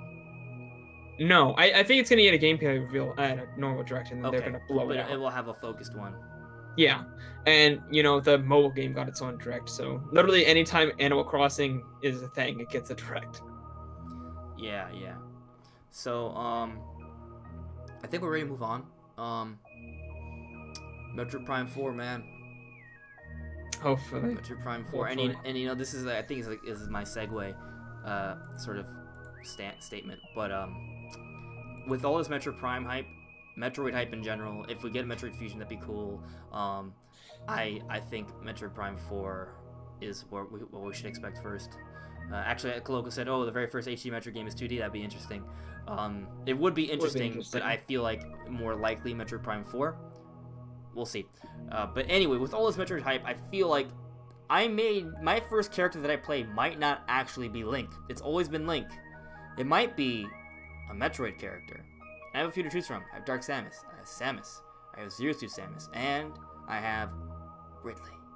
So, you know, I might play a Metroid character first. That might be the first character I play for Super Smash Bros. Ultimate. For the new age of Smash, which is my roundabout segue into this final topic.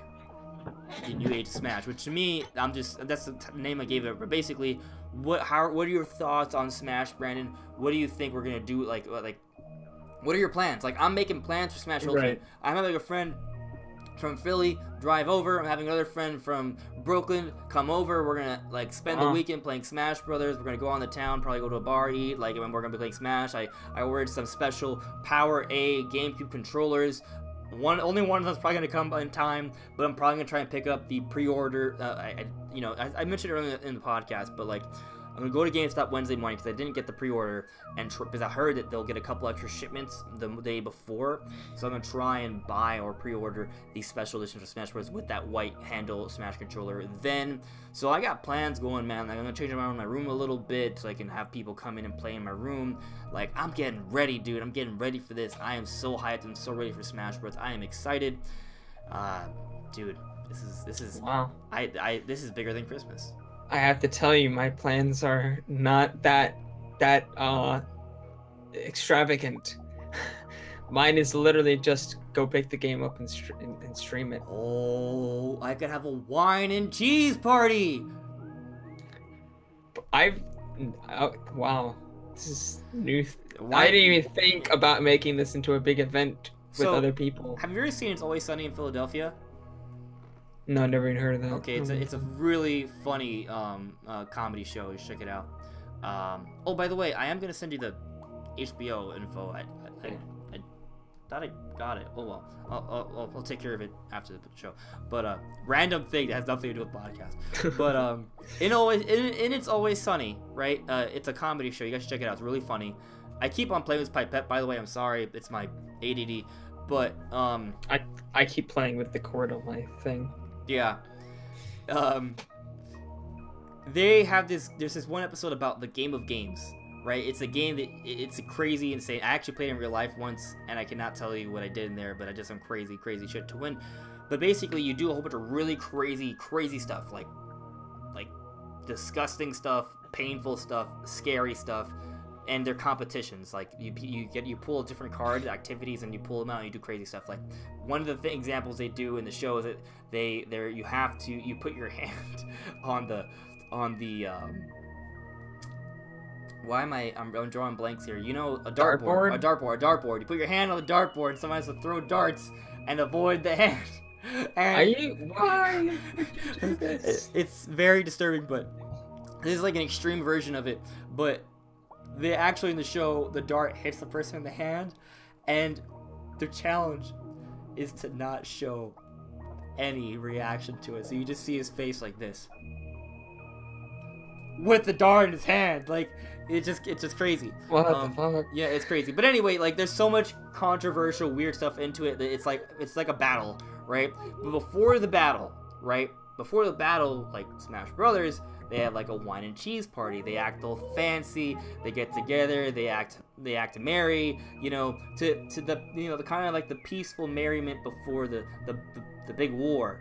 So maybe I'll have a wine and cheese party before the new age of Smash of destruction and fighting and epicness. Like, I'm sorry guys, I'm just excited, man. Like this is it's Smash party time. I'm ready.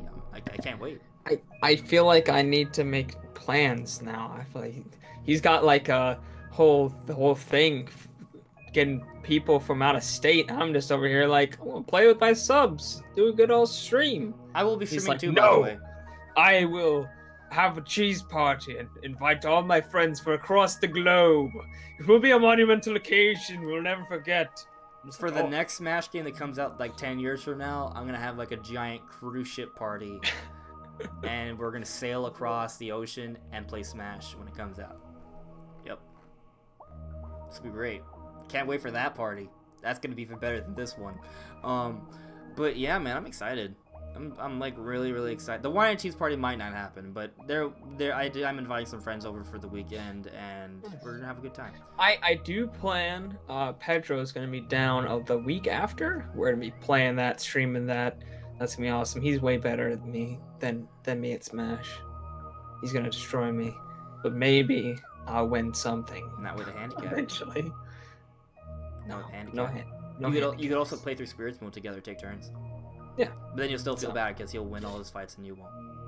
I'll win all the fights. Yeah. Oh man, I just can't wait, dude. Did you see the spirits that they showed off this week? They showed off 3 spirits that I saw on Nintendo's Twitter. I did, but I already forgot what they were. Is it like Pikachu and Eevee or something? Yes, if you have Pokemon Let's Go data, you will unlock either a Pikachu spirit or an Eevee spirit immediately in the game. So, like, since I have Pokemon Let's Go, I will get a Pikachu. The spirits are still in the game. You can still get them normally, but you unlock them quickly if you have the data for Pokemon Let's Go in your Switch. And also, the spirit for Mithra has been revealed from Xenoblade Chronicles 2, and she has a different costume. So, basically, her busty breasts, they covered their cleavage, and they gave her, like, black leggings to cover her legs. So, it's a little bit of censorship, but her costume looks more of, like, a warrior now, a little bit. Honestly, her design is a million times better now. I'm not I don't think it's worse. I just think it's different. I think it's better, to be honest. It makes more sense, and honestly, it just looks more appealing. Yep. And she still looks hot, so it's not like she doesn't look hot. Like, whatever. But, like, it looks cool. And actually, but here's the thing. That spirit, that costume has now been added in the Chronicles 2. So you can get that costume for I saw the that. game. Yeah, that's which is really cool. So it's kind of like Smash is becoming like the centerpiece for different games and interact with the different Nintendo games. I hope they stick to doing that. That'd be really, I would love seeing that. That kind of adds to the value of the spirits. It kind of makes them feel even more important. You know what I mean? Because they have that connection to games we're playing now, and that's a cool thing. Yeah. Yeah. How are you feeling about spirits now? Have you seen anything else about it that kind of makes you even more excited about it? No. I'm staying away. Steering clear. Okay. Keep staying fresh. Not trying to get spoiled. I haven't been spoiling myself too much either, but just from what I know of spirits, like I love how they complement the single player experience, and I might make a video on it before the game comes out. But like these spirits and World of Light, I feel like it's really building a legitimate, very extensive, hearty single player experience. And for a loner like me that needs a big event to invite friends over, very rarely, I don't have too many people to play with in real life that often anymore. So, for example, Smash for Wii U, you know, I got it after I left my initial college experience. I did some more college stuff afterwards, but I didn't have people to live with that, like roommates and stuff, and lived on college campus where I had a whole bunch of people I could play with, right? It's not like when we were kids either, where people had free time. So now, when I played Smash Wii U, I pretty much just played it by myself. Yeah, I had the same experience because when I played Smash CD4, we would always play 4-player because I had my older sister, my older brother, and my younger brother to play with all the time. So we would always play 4-player, and then we, Smash Brawl, we did the same thing, and then Smash Wii U, everyone, got jobs and got busy, just like sitting here, just like, who do I play with? I can't Smash by myself. It's not as fun. Yeah, there's no single player in this game. And I enjoyed playing the game, but I mean, I'll be real with you, it just wasn't as good of an experience as I had with previous Smash Bros. Games, especially because I feel like the single player aspects of Smash for Wii were very weak. Smash for Wii, honestly, is my least favorite Smash Brothers. It wasn't the fighting; it was the content and modes. I mean, the characters are great too. It was just the modes, really. Yeah. It was just like it had and the stages. The fighting was good. I didn't like the stages. It didn't give me reasons to use those good fighting mechanics because they didn't have modes to use them in. Right. It was just Smash, and that was it. But for Smash Ultimate, it has a kick-ass tourney mode, it has a kick-ass classic mode, it has a super extensive, actual World of Light mode, and it's basically kind of like events with a moving world map with some cutscenes in it, and that's really cool, with all the spirits adding RPG elements to the game as well. So it's kind of these different things complementing each other, and that just adds so much value to the game. And it has so many variants to its main modes that make it very interesting, like Smashdown and what's the one where you have multiple fighters in the same? I don't remember the name of it, but isn't that's not Smashdown. Smashdown is when you pick different characters from the roster and you whittle it down, right? Yeah, that's that one. And then Squad Strike. Squad Strike, yeah. And then they got the stage morph. So they got like cool stuff to make even the normal Smash interesting and different. Yeah, absolutely. So I'm pretty hyped, dude. I'm the really only thing that makes me like worried is that the online isn't going to be good. So the online they haven't talked about it. They've said, oh, these are online modes, but they haven't they just said, oh, you should get a LAN adapter. Yay. We're gonna find out. It better be good. Those embargoes, actually, those reviews are gonna come out really soon. Really soon. They're gonna come out before Smash comes out. That comes out Friday, so between Tuesday and Thursday. When does the embargo end? I'm just saying, like, any day now we're gonna start seeing reviews and start hearing about how the online is. I see people on Twitter showing pictures of them downloading the game, like, curse you. Yeah. I didn't get a review copy of this, how dare. Yeah. Man. Let's see what people are saying in the chat. Unless there's something you in particular you want to focus on. No, it's good to chat. Okay, let's see. Before we move on topics, Sabbath said they're going to chase Reggie out of the Microsoft Theater if that happens. I think he means if they don't show Metroid Prime 4 and they show like just Trilogy HD or something, or Federation Force 2. Let's see. Samus64 is saying he's gonna play Smash Bros. All weekend. He's gonna order. Yes, I should order pizza. All the pizza. Absolutely. Ooh, pizza. I love pizza. Random thing, but I don't drink too much alcohol. That's just something I don't do. It doesn't mean I don't ever. I do sometimes, but like I don't like beer, right? Just my own personal thing. I don't drink that much beer, but I do like rum and hard liquors and stuff like that. But I also enjoy the very girly Smirnoff Ice. Like it just kind of, for me, it's just kind of like a little juice soda.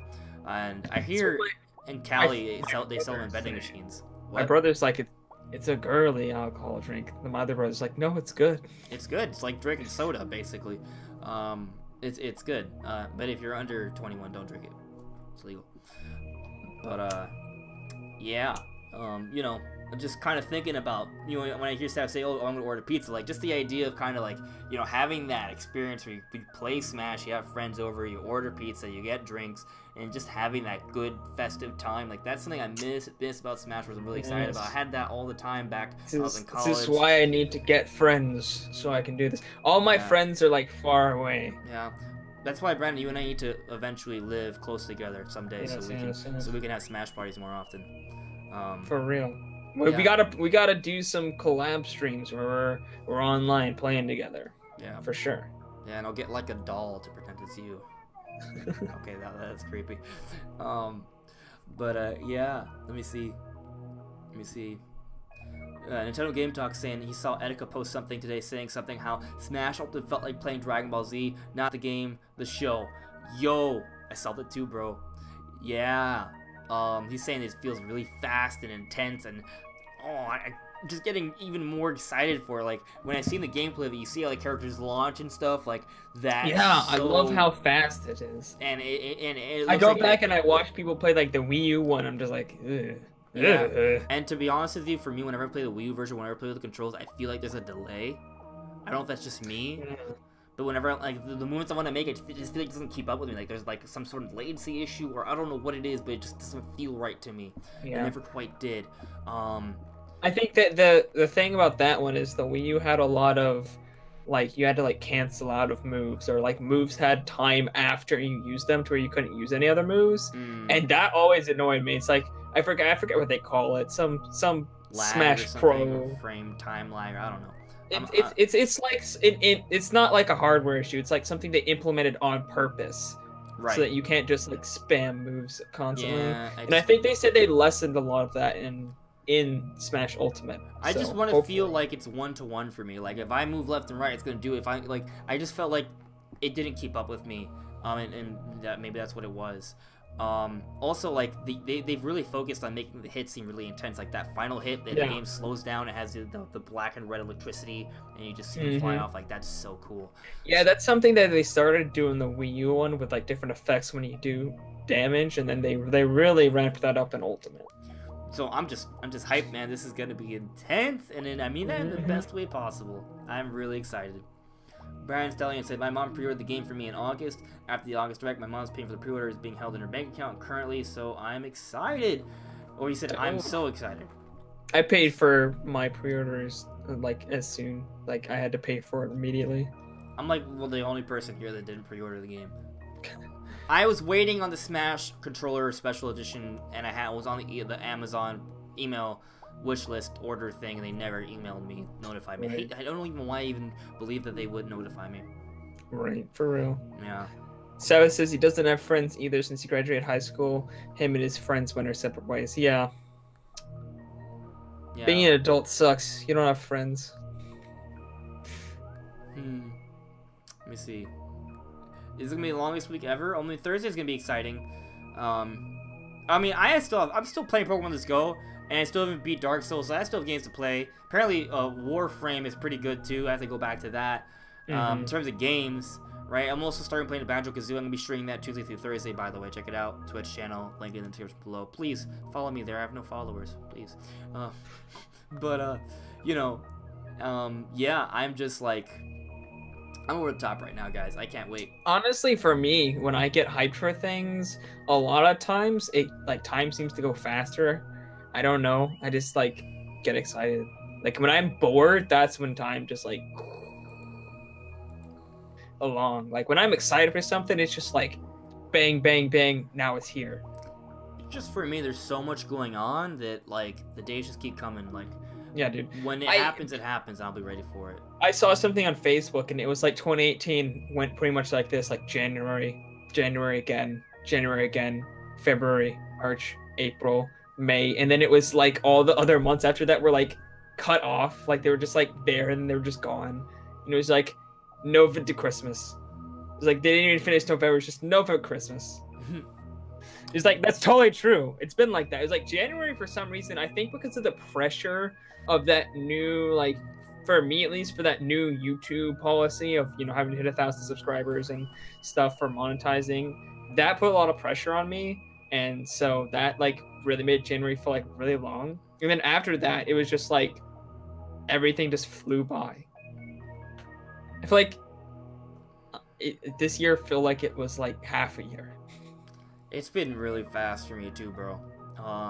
It's just every day there's something. There's always something for me, especially when you do stuff on YouTube. Like, oh, next video idea, next this, next that, and all the games you have to play. There's so much to handle and do, and then there's real life.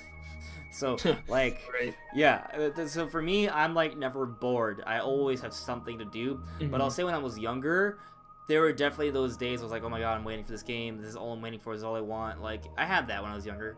I had that a lot during Breath of the Wild. I was just like, yeah, things are gonna happen. Well, I mean, if you go back, I mean, Brandon, you're pretty young, right? So, like, you were like, what, 15, 16 at that point? Yeah, something like that. I was still going through high school. Yeah, so that you were reaching the...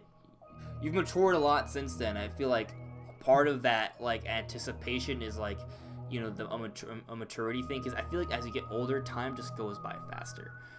Yeah, it's kind of been a blur for me.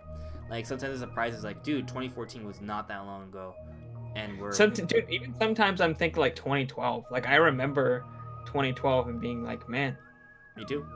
Earth is gonna end. It's the last year ever. Yeah, I remember that. I actually did that, but I kind of made fun of people who did. Well, I didn't really believe it was gonna end, but I did entertain the idea.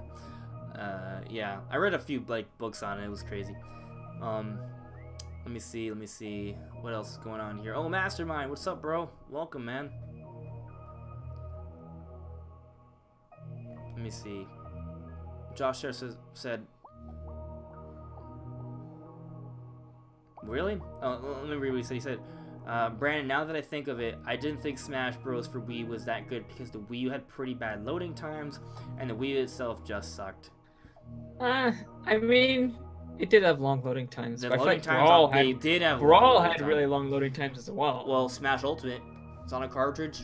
From what I've heard and seen, it's going to have pretty quick loading times by comparison. So that's good. That's they actually booted up the game once.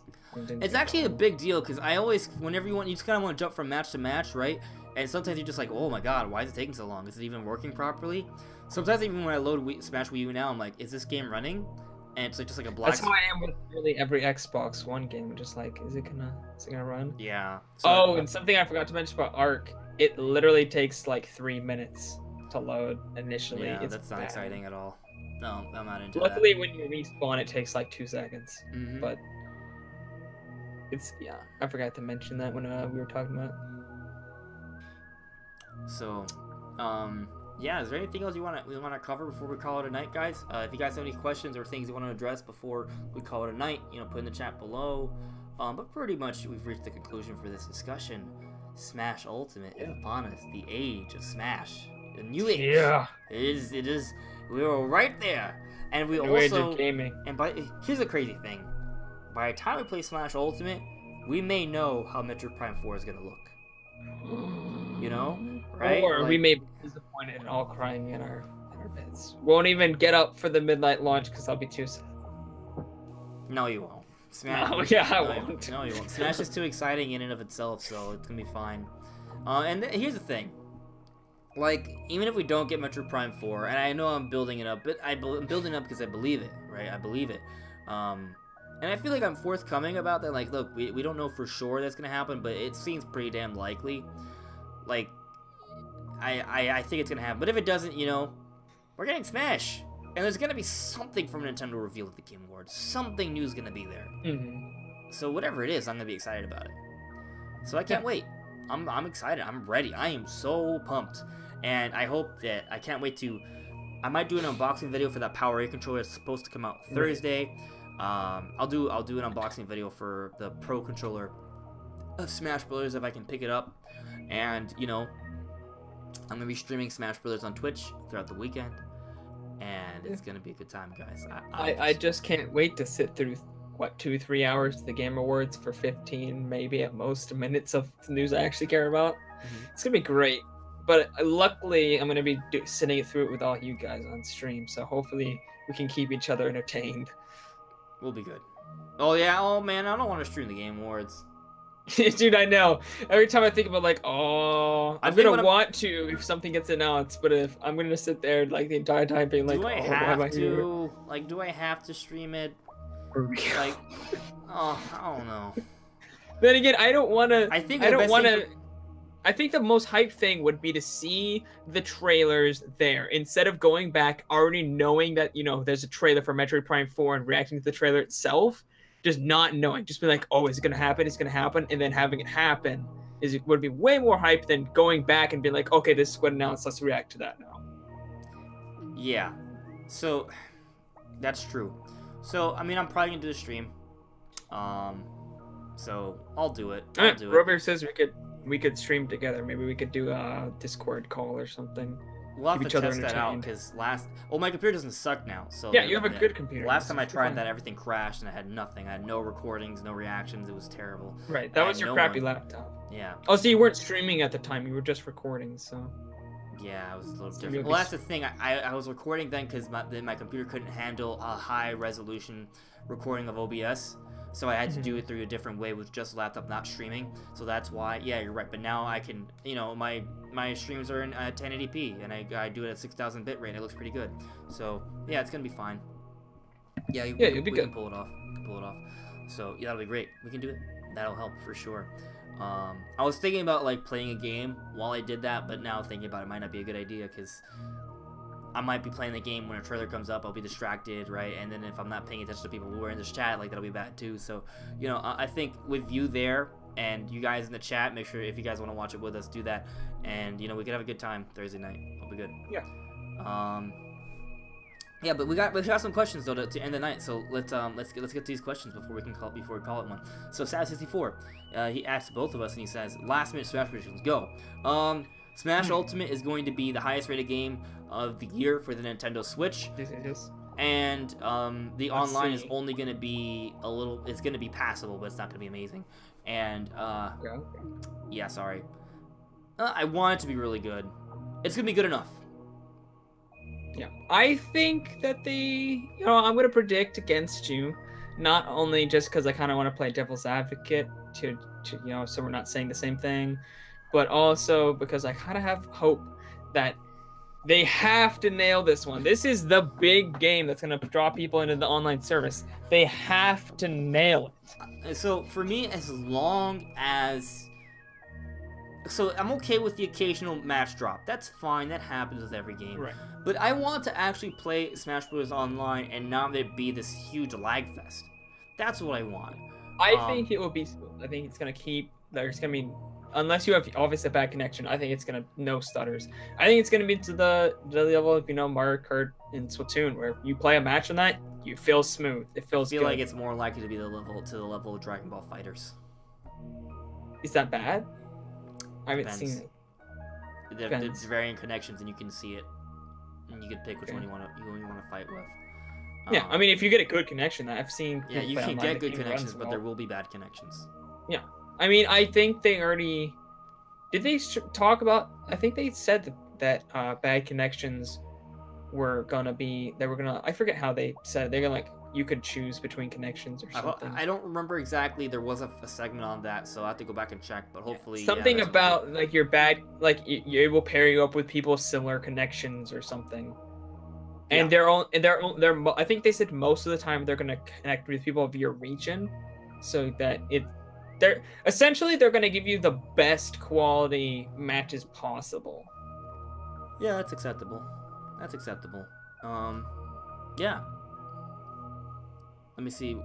I didn't act. I don't think I actually made my own prediction. Oh, of I thought that so was your. I'm sorry. I thought that was your prediction. Go. one more prediction. Banjo's gonna get announced as DLC. Maybe not at the Game Awards, but eventually he's gonna be in it. It's Yeah, gonna I'm happen. with you there. It's gonna 100%. Banjo is happening. The Banjo train lives. Yeah. So Mark Jacobs asked, "Where do you guys see Smash after it releases?" I see it in my system. Me playing it a I lot. can see it now. Yeah. Brandon, all Brandon, day, every day. it's gonna be huge. Smash is gonna propel the Switch into 2019, and it's gonna be a big year for Nintendo. Brandon the Stallion asked, "Do you think there's a possibility of a stage pass containing more returning stages and maybe a mode pass with returning modes?" I don't see a stage pass or mode pass, but I do think we could see potential. I don't want to make you expect it, but I think there's a chance we might see a couple modes thrown in on top of the Fighters Pass stages. I mean, a couple stages thrown in, just a couple, and maybe, well, they kind of have every stage already, so maybe not. Yeah. Other than Poke Floats, don't got no Poke. Other than Poke Floats and Sector Z. Sector Z. Yeah. Actually. Yeah. Unless they, I don't expect them for them to create a just straight up new stage for free. That's the other thing. So I don't know about stages, but for modes, I think we'll get a couple modes. I'm not sure what they are, but I think we'll get a couple modes throughout. It's possible. The year for the Fighters Pass. Yeah. Separate from the Fighters Pass, they'll be like free, but you know, yeah, we'll get a couple things added. Let me see. Where are we now? Josh says he's. Oh. No, I was gonna say. Josh said, "Praise Ultimate and his life." Oh, I was gonna say Sabbath and Josh both say they're. Sabbath says he's proud to be a Smash Bros. Fan, or no, Josh says he's proud to be a Smash Bros. Fan. And Sabbath says he's proud to be a Nintendo fan, which is something you couldn't say a few years ago. Let's be honest. Mm-hmm. Yeah. Mastermind. The age of Nintendos. No. He asked, "Do you think Nintendo forces or insisted Sakurai to do the DLC choosing, or you decided to let them decide?" Because I think if we end up getting Banjo, it would be Sakurai's doing. It's a good question. I think the DLC was inevitable, and I think even if Sakurai wouldn't have necessarily gone into it, I mean, he kind of explained it himself. Like, he was like, "Hey, we already made the game. We can just add more characters. Like, that's okay." So that's what he said. We're gonna do the Fighters Pass. So he doesn't mind doing it. He probably realized going into it that it was probably gonna happen. So, you know, that's just the way it is. But Nintendo picked them. Nintendo picking them, does that mean that we won't get Banjo? Does that lower the chances of Banjo because Nintendo picked them instead of Sakurai? Well, here's the thing. One, we did hear recently from some Nintendo people that the Smash DLC characters for the DLC ones, they will be characters that are unexpected and really exciting. But then they also compared it to Piranha Plant, so take that with a grain of salt. I mean, I love Piranha Plant. I'm just saying I don't want there to be a random weird character for everyone. I want them to be like super hype characters like Banjo or Silex or Rex and Pyra, you know. I feel like Nintendo kind of knows what's happening. Yeah, you gotta think like about. They're aware that people really want what characters people really want. Yeah, like Rex and Pyra, it's no secret there's high demand for that. Of course, Sakurai kind of dampened my expectations for that with the Mii costume, but it's not impossible. So Banjo and Geno, there's no way Nintendo doesn't know that we want They know, but Geno, there's a whole Square Enix relationship, so that may or may not take away from. We'll see. Banjo, it's a whole Microsoft relationship thing. Is it worth it to do that character? I think that it is, right? Because there's a whole N64 Classic deal they could maybe get going as well. So there is potential for those characters, and I think Nintendo would still pick characters like that. Honestly, if Sakurai really wanted a character in, I think he could get it, even if Nintendo had the choices and he had to pick and whatever. It doesn't matter. This is Sakurai. Like, if he wanted something, he would probably be able to get it. Yeah, but I do think the fact that Nintendo suggested it does increase the chances for characters like Silex from Metroid, maybe a Gen 8 Pokemon, maybe A Fire Emblem character, 3 houses maybe, which I wouldn't want, God, but you know. no. But if we get a Fire Emblem character, it'll upset me if we don't get a Xenoblade character. So I think we need a Xenoblade character too. The only difference is Fire that Emblem Xenoblade character would be upset no matter what, because it's another Fire Emblem character. The problem with that being a Xenoblade character to sort of bullshit the game is the game's already came out. There's no Xenoblade game that's on the horizon.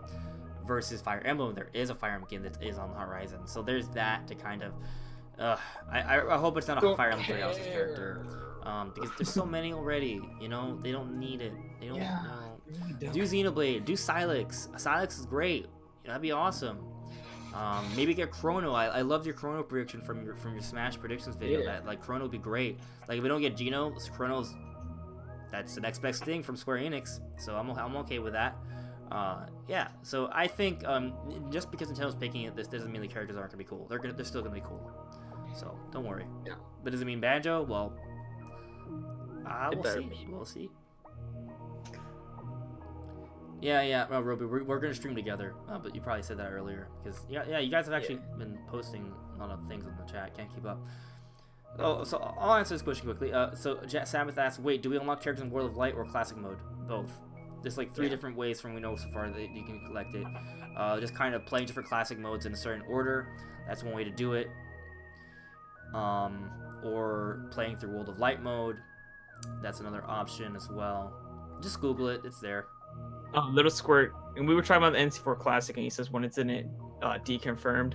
It was, but no, I still think it's coming. I like the Skyward Sword HD getting deconfirmed. I think it's just PR talk. I think N64 Classic coming out next year is still a possibility. I think when Reggie said it's not on the horizon, that was tied more into this fiscal year as opposed to next fiscal year. There are patents for the N64 controller. There are those rumors, and it just makes sense from a business perspective because it makes a lot of money. So I think, I'm not saying it's for sure gonna happen, but like I think it's still likely to happen at some point in the not too distant future. So yeah, it's not confirmed. That is true, but I think there's still hope for that next year. They also asked if they think Rayman will make it. I predicted him in my video. Same. And yesterday, and I hope he does. That'd be cool. I feel like Rayman, like I just find it weird that Ubisoft has not gotten a representative, and they work with Nintendo more closely than a lot of these other third-party companies. I know it's not just about the relationship; it's more about the gaming history and how cherished the character is. So I would agree that Rayman may not be as cherished as say Pac-Man or Mega Man or like Cloud, but he could be a cool character. Now people have brought up that it'd be hard to make an amiibo for him because he has no limbs. How do you connect the hands and the legs? Well, did I just say have They just use those clear things. Yeah, that transparent, they do for... like appendage. Yeah, exactly. So Nintendo Game Talk, Coloco, he asked, very first character you'll be playing through with the first playthrough. So through World of Link. Yeah, you only have the original Smash characters minus the unlocks. So Link. Okay. Well, yeah, if it's of the 8, then yeah, I'm gonna go with Link. I'm going with Link because he's the most new. He's the most different. He's Breath of the Wild. I think he has a lot of different properties compared to his other forms, and the other ones are mostly the same. Yeah, probably Link, but with all the Metroid hype, Samus gets her chances increase significantly, and then Mario's a default as well. But I can always go back to Mario. So I think it might be Link, Samus, Mario, or maybe Samus, Link, Mario. I don't know. I don't know. Link and Mario, I want to play both. That's what I'm going to do. I'm going to get both Joy-Cons and play with both at the same time. Find myself. There we go. There you go. Yep. I'm going to say Link, but pay attention to how much I freak out for Metroid on Thursday. If we get a Metroid Prime 4 reveal, that may change to Samus. Just to, bleed into just to follow the whole hype train with that. Right. Yeah. Yeah, by all means, replay the stream, bro. Watch it all, little squirt. Let me know what you think in the comments.